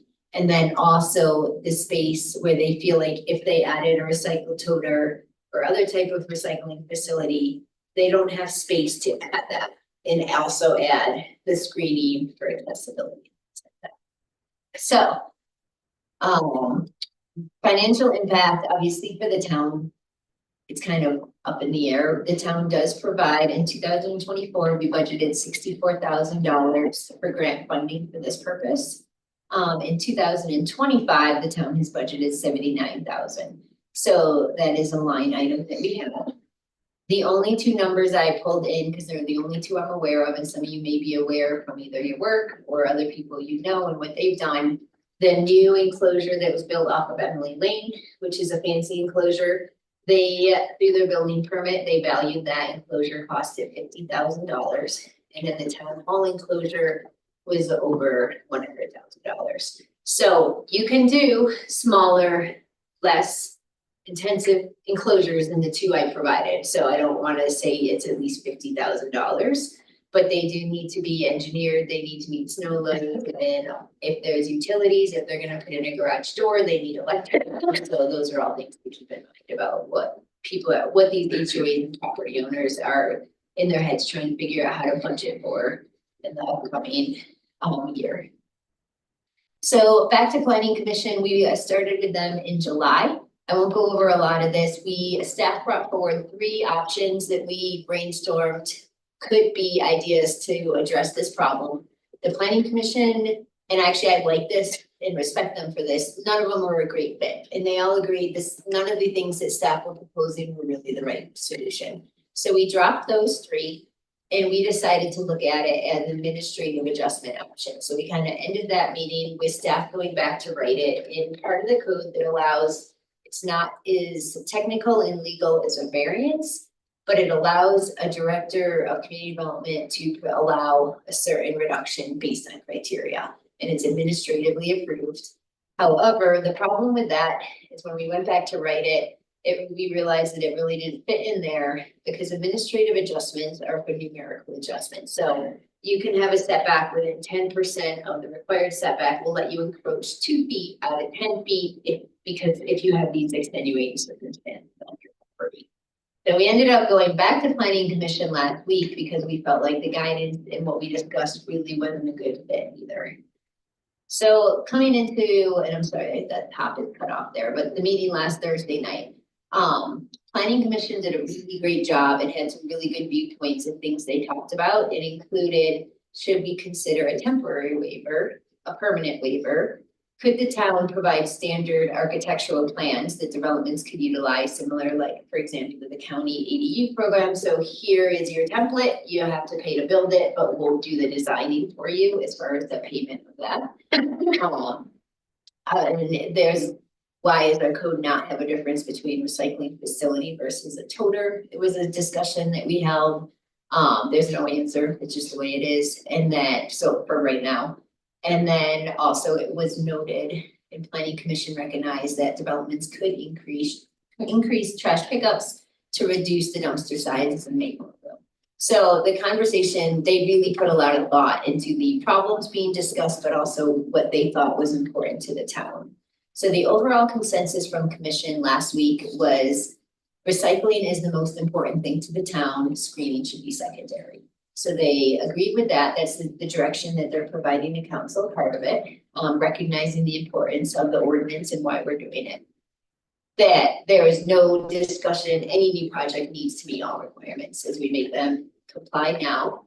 And then they did recognize the financial burden. Some of them were kind of just doing math out loud, saying if it was a 30,000 enclosure and there's only 5 units and 1 out of the 5 is a deed restricted unit, well, that's a lot than a deed restricted unit who's gonna pay 1/5 of a dumpster enclosure for $30,000. Theoretically, or it happens at Copper, the deed restricted units pay that lower percentage per compared to market value units. So it theoretically wouldn't be that they all pay Correct. $10,000. It depends on the HOA. Yeah. It depends on the HOA. But yes, you're correct, and that usually is the case for a lot of them. So that was just something that I wanted to pass on that the planning commission thought of, wanted to make sure the council had thought of that also. This is, I know, too much to read. It is essentially what was in your packet. And what I'll do is I won't read it verbatim, but I'm gonna probably read more than you want me to, so you understand what we're proposing. And this includes the edits from planning commission. The edits from planning commission are what is shown in strike through in bold. And so starting with the main paragraph at the top, we would put, and I know you all saw this in your packet, but I'm gonna back up a little bit anyway. In the recycling reference 186.17, we have our code provisions. The code provisions have an exception, like I said, for parking spaces being able to be utilized if the director okays it based on X, Y, and Z. This language is copying, the paragraph is copying that language for the gist of it, so that we're not creating new language. It's also the reason it says for development approval, director approval, because we're mimicking what already exists in the code section as far as how someone can apply for this exception. So I just kind of wanted to clarify why it's written that way, and also I'm happy to not have it be the director. I know we've talked about that with other code changes, just mimicking what's in there for the allowance of using 3 parking spaces also. So basically, we would allow multifamily, residential, mixed use, and non-residential developments which have been constructed and received certificate of occupancies. March 22nd, 2022 is the date that the town council approved that ordinance. So that was a great recommended change by the planning commission. Staff we just put in July 1st, kind of thinking of the next summer. But they had a great point that since that ordinance went into effect, everybody's been required to provide screening for code. And we shouldn't have any type of exception for anybody since then. So that was the planning commission, and staff completely supports that recommendation to date. Basically, they can be exempt through administrative approval when the director finds the following criteria have been met. So here we have 7. What was in the council packet was 4. However, 5, 6, and 7 are basically one big long sentence.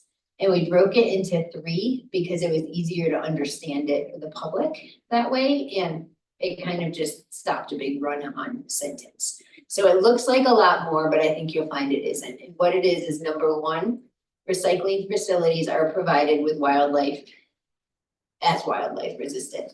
So basically, they need to put in writing to the town confirming that whatever they're providing, because they're trying to get out of full screening requirements, will be wildlife resistant. We're not gonna say wildlife proof anymore like we do right now in the code, because that's impossible, so we're going with resistant. And then 2, adequate space exists for the recycling collection facility to be accessed by service vehicles. So we don't want someone coming in and trying to get administrative approval to get out of screening, but they're putting it where it will never be able to be accessed and it's not feasible. So that's just confirming, like we do for dumpsters, that a service provider can access it. Number 3 is just a deletion of that because it didn't make sense. The planning commission noted, and I agree with them. So number 3, the homeowners association has signed an agreement with the director stipulating that the building will maintain a contract for ongoing recycling and that service is to be provided in a wildlife resistant facility. This has been pondered to be completely removed. Staff is okay if the council does not want this in there. The intent of putting it in there was basically just to have that property note in writing, we will always provide recycling. Despite you allowing us to get out of screening, we're not, and if they don't, then staff felt maybe we have a little bit more of a backbone, we go say, hey, you promised us you provide recycling. I don't know if it really has a lot of weight, but the planning commission suggested after the meeting, suggested that it doesn't really make sense, so. Because it's redundant. Correct, yeah, exactly. Yeah, and so, okay, council wants to strike that. And by the way, you're not making a decision on an ordinance or anything tonight. We're going to come back with you with that ordinance language. Okay, so number 4, we struck out because it wasn't the best language, and that's what we broke it, the rest of the run-on sentence into 5, 6, 7. So what we are proposing for number 5 is screening is provided from public areas, including right-of-way, public lands, etc. So what this does is state if it's in view from the public on a street or a park, they're gonna have to provide some type of screening. We're not saying 4 sides, we're not saying a roof, we're saying something between the public right-of-way and park and that recycling facility. Number 6 is screening is provided from adjacent properties to the greatest extent possible. Yes, very vague, but it was like, we really want them to, but maybe they really can, and what can they provide something? The bigger one to think about is number 7. This is where we're getting out of 4 walls and a roof. Screening may be provided in various forms, including but not limited to walls, fences, mature landscaping, or other methods proposed by the applicant deemed acceptable by the director. So basically the planning commission said maybe they can do a wall, they can do a fence, but if it's between their house and that's what they're looking at, we don't need to have them. So I think the planning commission, I really do want to recognize, I think their proposed modifications are really well written. If the council wants to propose modifications, I would definitely support what they modified and what staff originally proposed. And I actually sent them a thank you the next day in an email just saying, I appreciate you gave really good feedback on this. So now it's up to the that was just the planning commission's motion to provide a recommendation. They provided findings to show that it meets the requirements for a code amendment that they have to look at. And then we're up to town council to discuss and provide guidance to staff. Would you suggest someone other than a director be the person that they contact? I mean, it's hard on me because we. Yeah.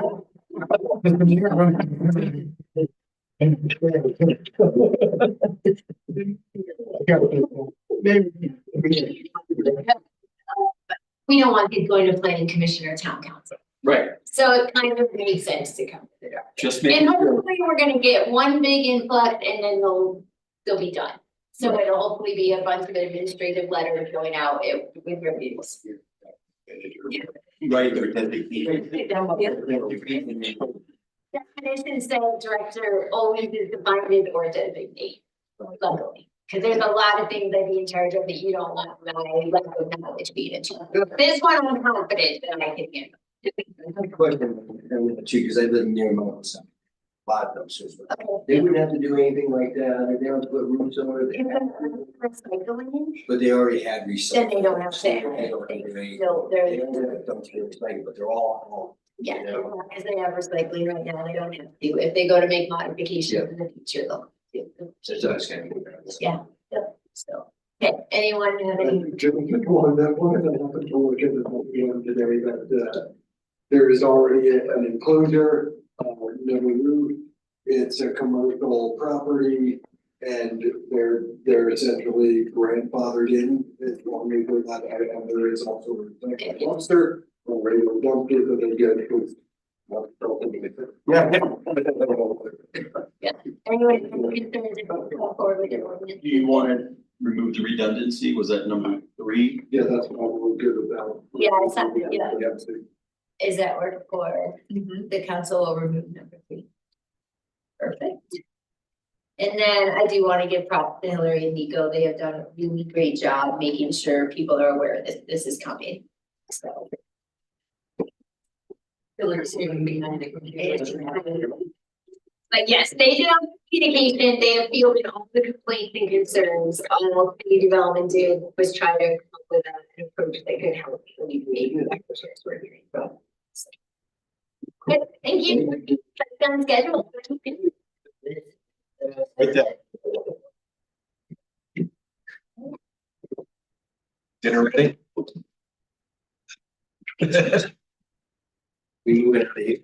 Yeah, we're moving it.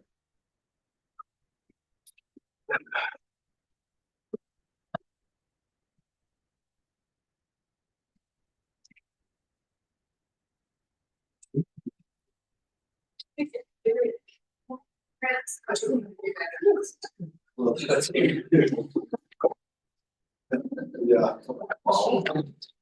You know, you didn't fall, you have somebody. It's 3 years.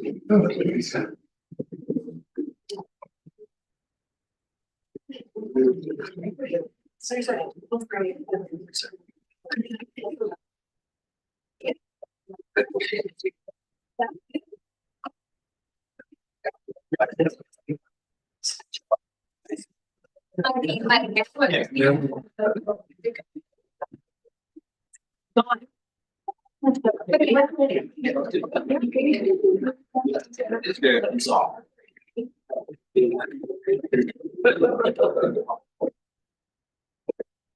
Right. Yeah, it was. Yeah.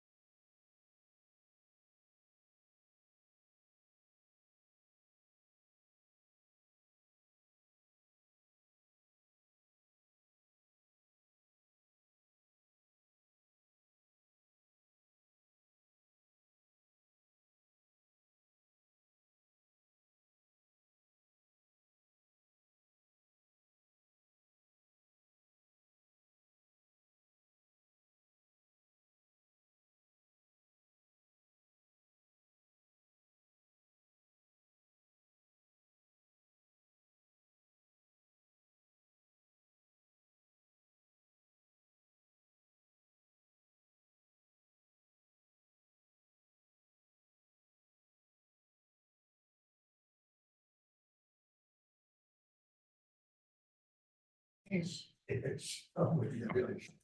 Mayor, you are on mic and recording whenever you'd like to start. Great, thank you. It's 7:01. I'll call to order the regular meeting of the Frisco Town Council, September 24th. Please call the roll call. So Alan is absent. Palenko. Here. Incan. Here. Aronson. Here. Held. Here. Gibby. Here. And Skripchak Adrian is absent. Great, thank you. With that, we're going to move to public comment. People making public comment must state their name, their physical address for the record, be topic specific, and limit comments to 3 minutes or less. No council action is taken on public comments and council meetings. Council takes public comments under advisement, and if a council and/or staff response is deemed necessary or appropriate, the individual making the comment will receive a formal response from the town at a later date. It is recommended to sign in at the welcome table at each meeting upon your arrival. With that, do we have any public comment? Great, come on up.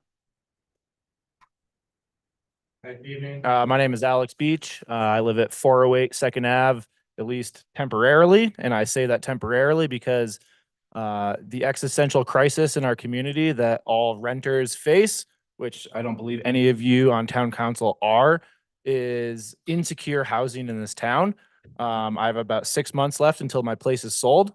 I've lived in this town for 10 years trying to buy property up here, and I don't believe that the town council has been doing enough to advocate for people in my situation. I actually just came from consoling a friend, longtime local, actually works in county government, who was just told that their place is being sold. She can't afford anywhere else to go. She's going to have to move out of the county. Right? I'm going to have to move out of the county in 6 months. This town is falling apart. You're losing your locals, you're losing your workforce, and you're not doing enough to do anything about it. One proposition that I've spoken with the Housing Authority board members already on, I've spoken with a number of the county commissioners about, is moving our deed restricted allocation system from a lottery system to a wait list. I don't believe it is fair that these deed restricted units that go up have 400, 500 people for some of them applying, and we all have the same odds of getting one. Whereas, you know, we should be maybe prioritizing people who have been in this county for 10, 20, 30 years and have been voting and have been paying taxes and have been starting businesses and have been working and are a part of this community, as opposed to people that just got here a year or two ago. All right. Why aren't we doing a wait list? That also gives people a little bit of peace of mind. You know where you stand on the list. You can see, oh, I'm number 100. I'm not getting anything right now. Oh, I'm number 10. All right. I need to get my ducks in a row. Something's coming around the corner. I think the way that we're allocating this very limited resource is not being equitable and is not contributing to the sustainability of this community. Too many people in my situation are getting priced out, getting kicked out with no safety net, and we are the backbone of this community. You go down Main Street, every single business on Main Street will fall apart without us here working, right? We're not driving from Kremling. We're not driving from Idaho Springs or Denver to come work up here. So we need the town council, we need the housing authority, we need the county commissioners to step up and really do a lot more when it comes to the affordable housing issues in this county. Start building Lake Hill. I know you guys say it's the county's issue, their issue. They tell me it's your issue. You tell me it's their issue. Make it happen. We've been arguing about this for 20 years. We need Lake Hill, right? We need a wait list. So the locals who have been here for a long time and have been a part of this community can have priority for this limited housing. And we need some safety nets because this community is falling apart and we want to be here. We want to be a part of this community, and our elected representatives are not doing enough to support us. Also, a little tangent to that.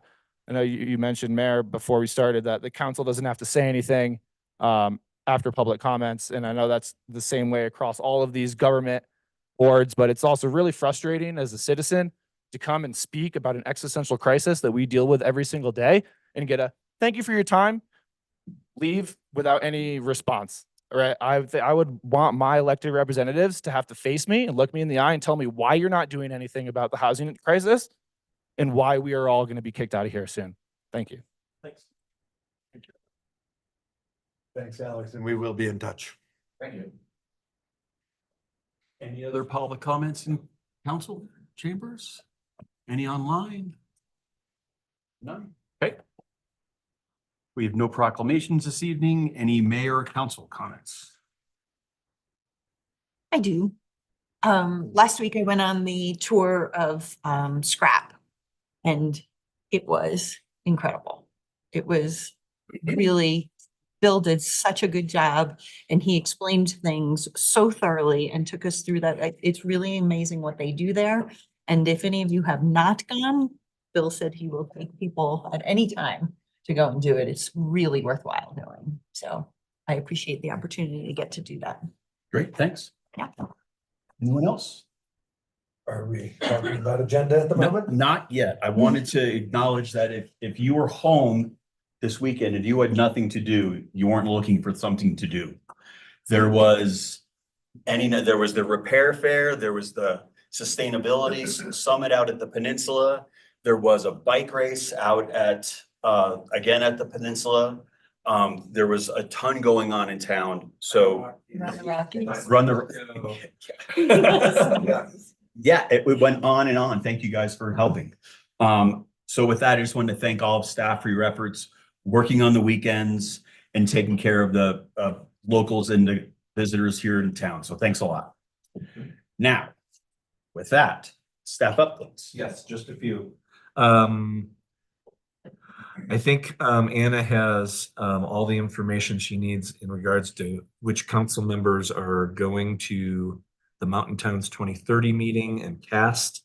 I believe it's Andrew, Lisa, and Elizabeth. Lisa, you are not going. Okay, there we go. How's that? Okay, perfect.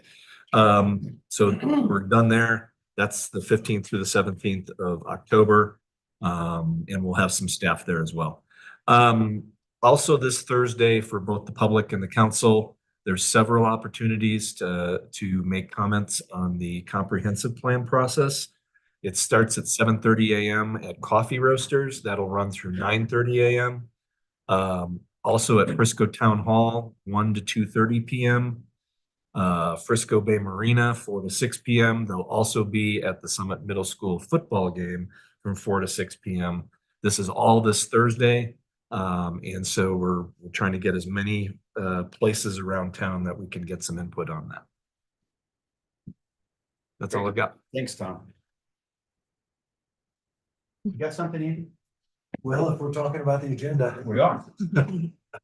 Yeah, Mr. Mayor, I would like to make a motion to amend the agenda due to information we've received in the last 24 hours and go into an executive session pursuant to the section 24-6-402 parentheses 4 parentheses D CRS to discuss specialized details of a law enforcement investigation concerning a former employee of the town where disclosure of matters discussed might be used for the purpose of committing or avoiding prosecution for a violation of the law.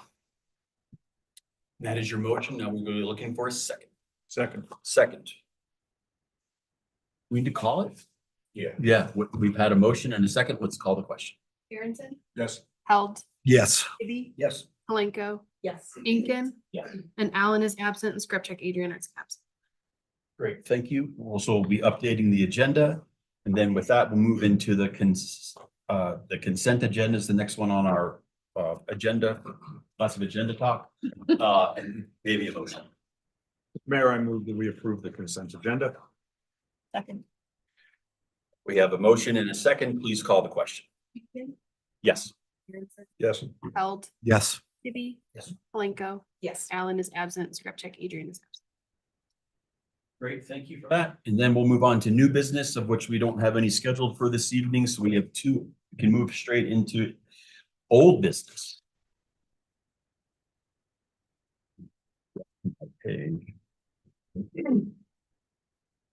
So on old business tonight, we have a second reading of ordinance 24-14, an ordinance authorizing the sale of certain real properties owned by the town and legally described as Unit 1, Galena Place condominiums, Unit 2, Galena Place condominiums, Unit 210, Cedar Lodge condo, and Unit 111, Building 500 Mountainside condominium, also known as Galena 220 Galena Street, Unit 1, 220 Galena Street, Unit 2, 99 Granite, Unit 210, and 500 Bills Ranch Place or Bills Ranch Road, Building C, Unit 111.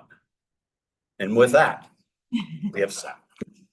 Good evening, everybody. Since this is the second reading, I'm just here to answer any questions you may have. Any questions?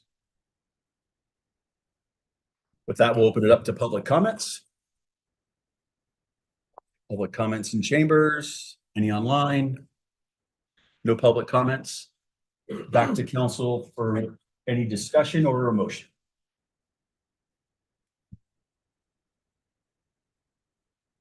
I move that we approve agenda items. Did you have something? I did have. Oh, I'm sorry. Yeah, no. It was a And block. especially just to sort of address, you know, what we were talking, what was talked about. It's, we are selling these units in order to fund building workforce housing. Bottom line. Thank you, that's all. Gotcha. Thanks, Andy. Anyone else? Oh, Mr. Mayor, I move that we approve agenda item 9, second reading of ordinance 24-15. Second. We have a motion and a second on the floor. Please call the question. Yes. Yes. Yes. Held. Yes. Gibby. Alan is absent. Scripcheck Adrian is absent. Great, thank you for that. With that, we'll move on to our second item of old business, agenda item number 6, a second reading of ordinance 24-09, an ordinance amending the code of ordinances of the town of Frisco, Colorado by amending chapters 53 concerning alcoholic beverages, by amending section 53-2 concerning the town's liquor license authority, 53-11 concerning the issuance of liquor licenses, and 53-12 concerning liquor license renewals, each to make the terms of the liquor licenses issued by the town consistent with the 2-year term for liquor licenses recently adopted by the state of Colorado. And with that, Stacy. Stacy Nell, Town Clerk. It's a second reading. Are there any questions? Here, if you have any. No questions for staff. With that, we'll open up to public comments. Nothing online, nothing in chambers. We'll come back to council for any discussion or comments and perhaps a motion.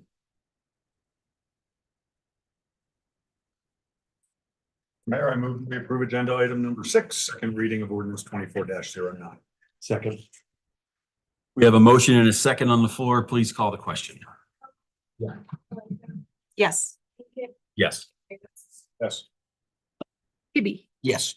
And Alan is absent and Scripcheck Adrian is absent. Got you. With that, the motion's passed, and now we are going to move into an executive session. Make a motion to move into executive session. Shall I read it all? Please. Okay, yes.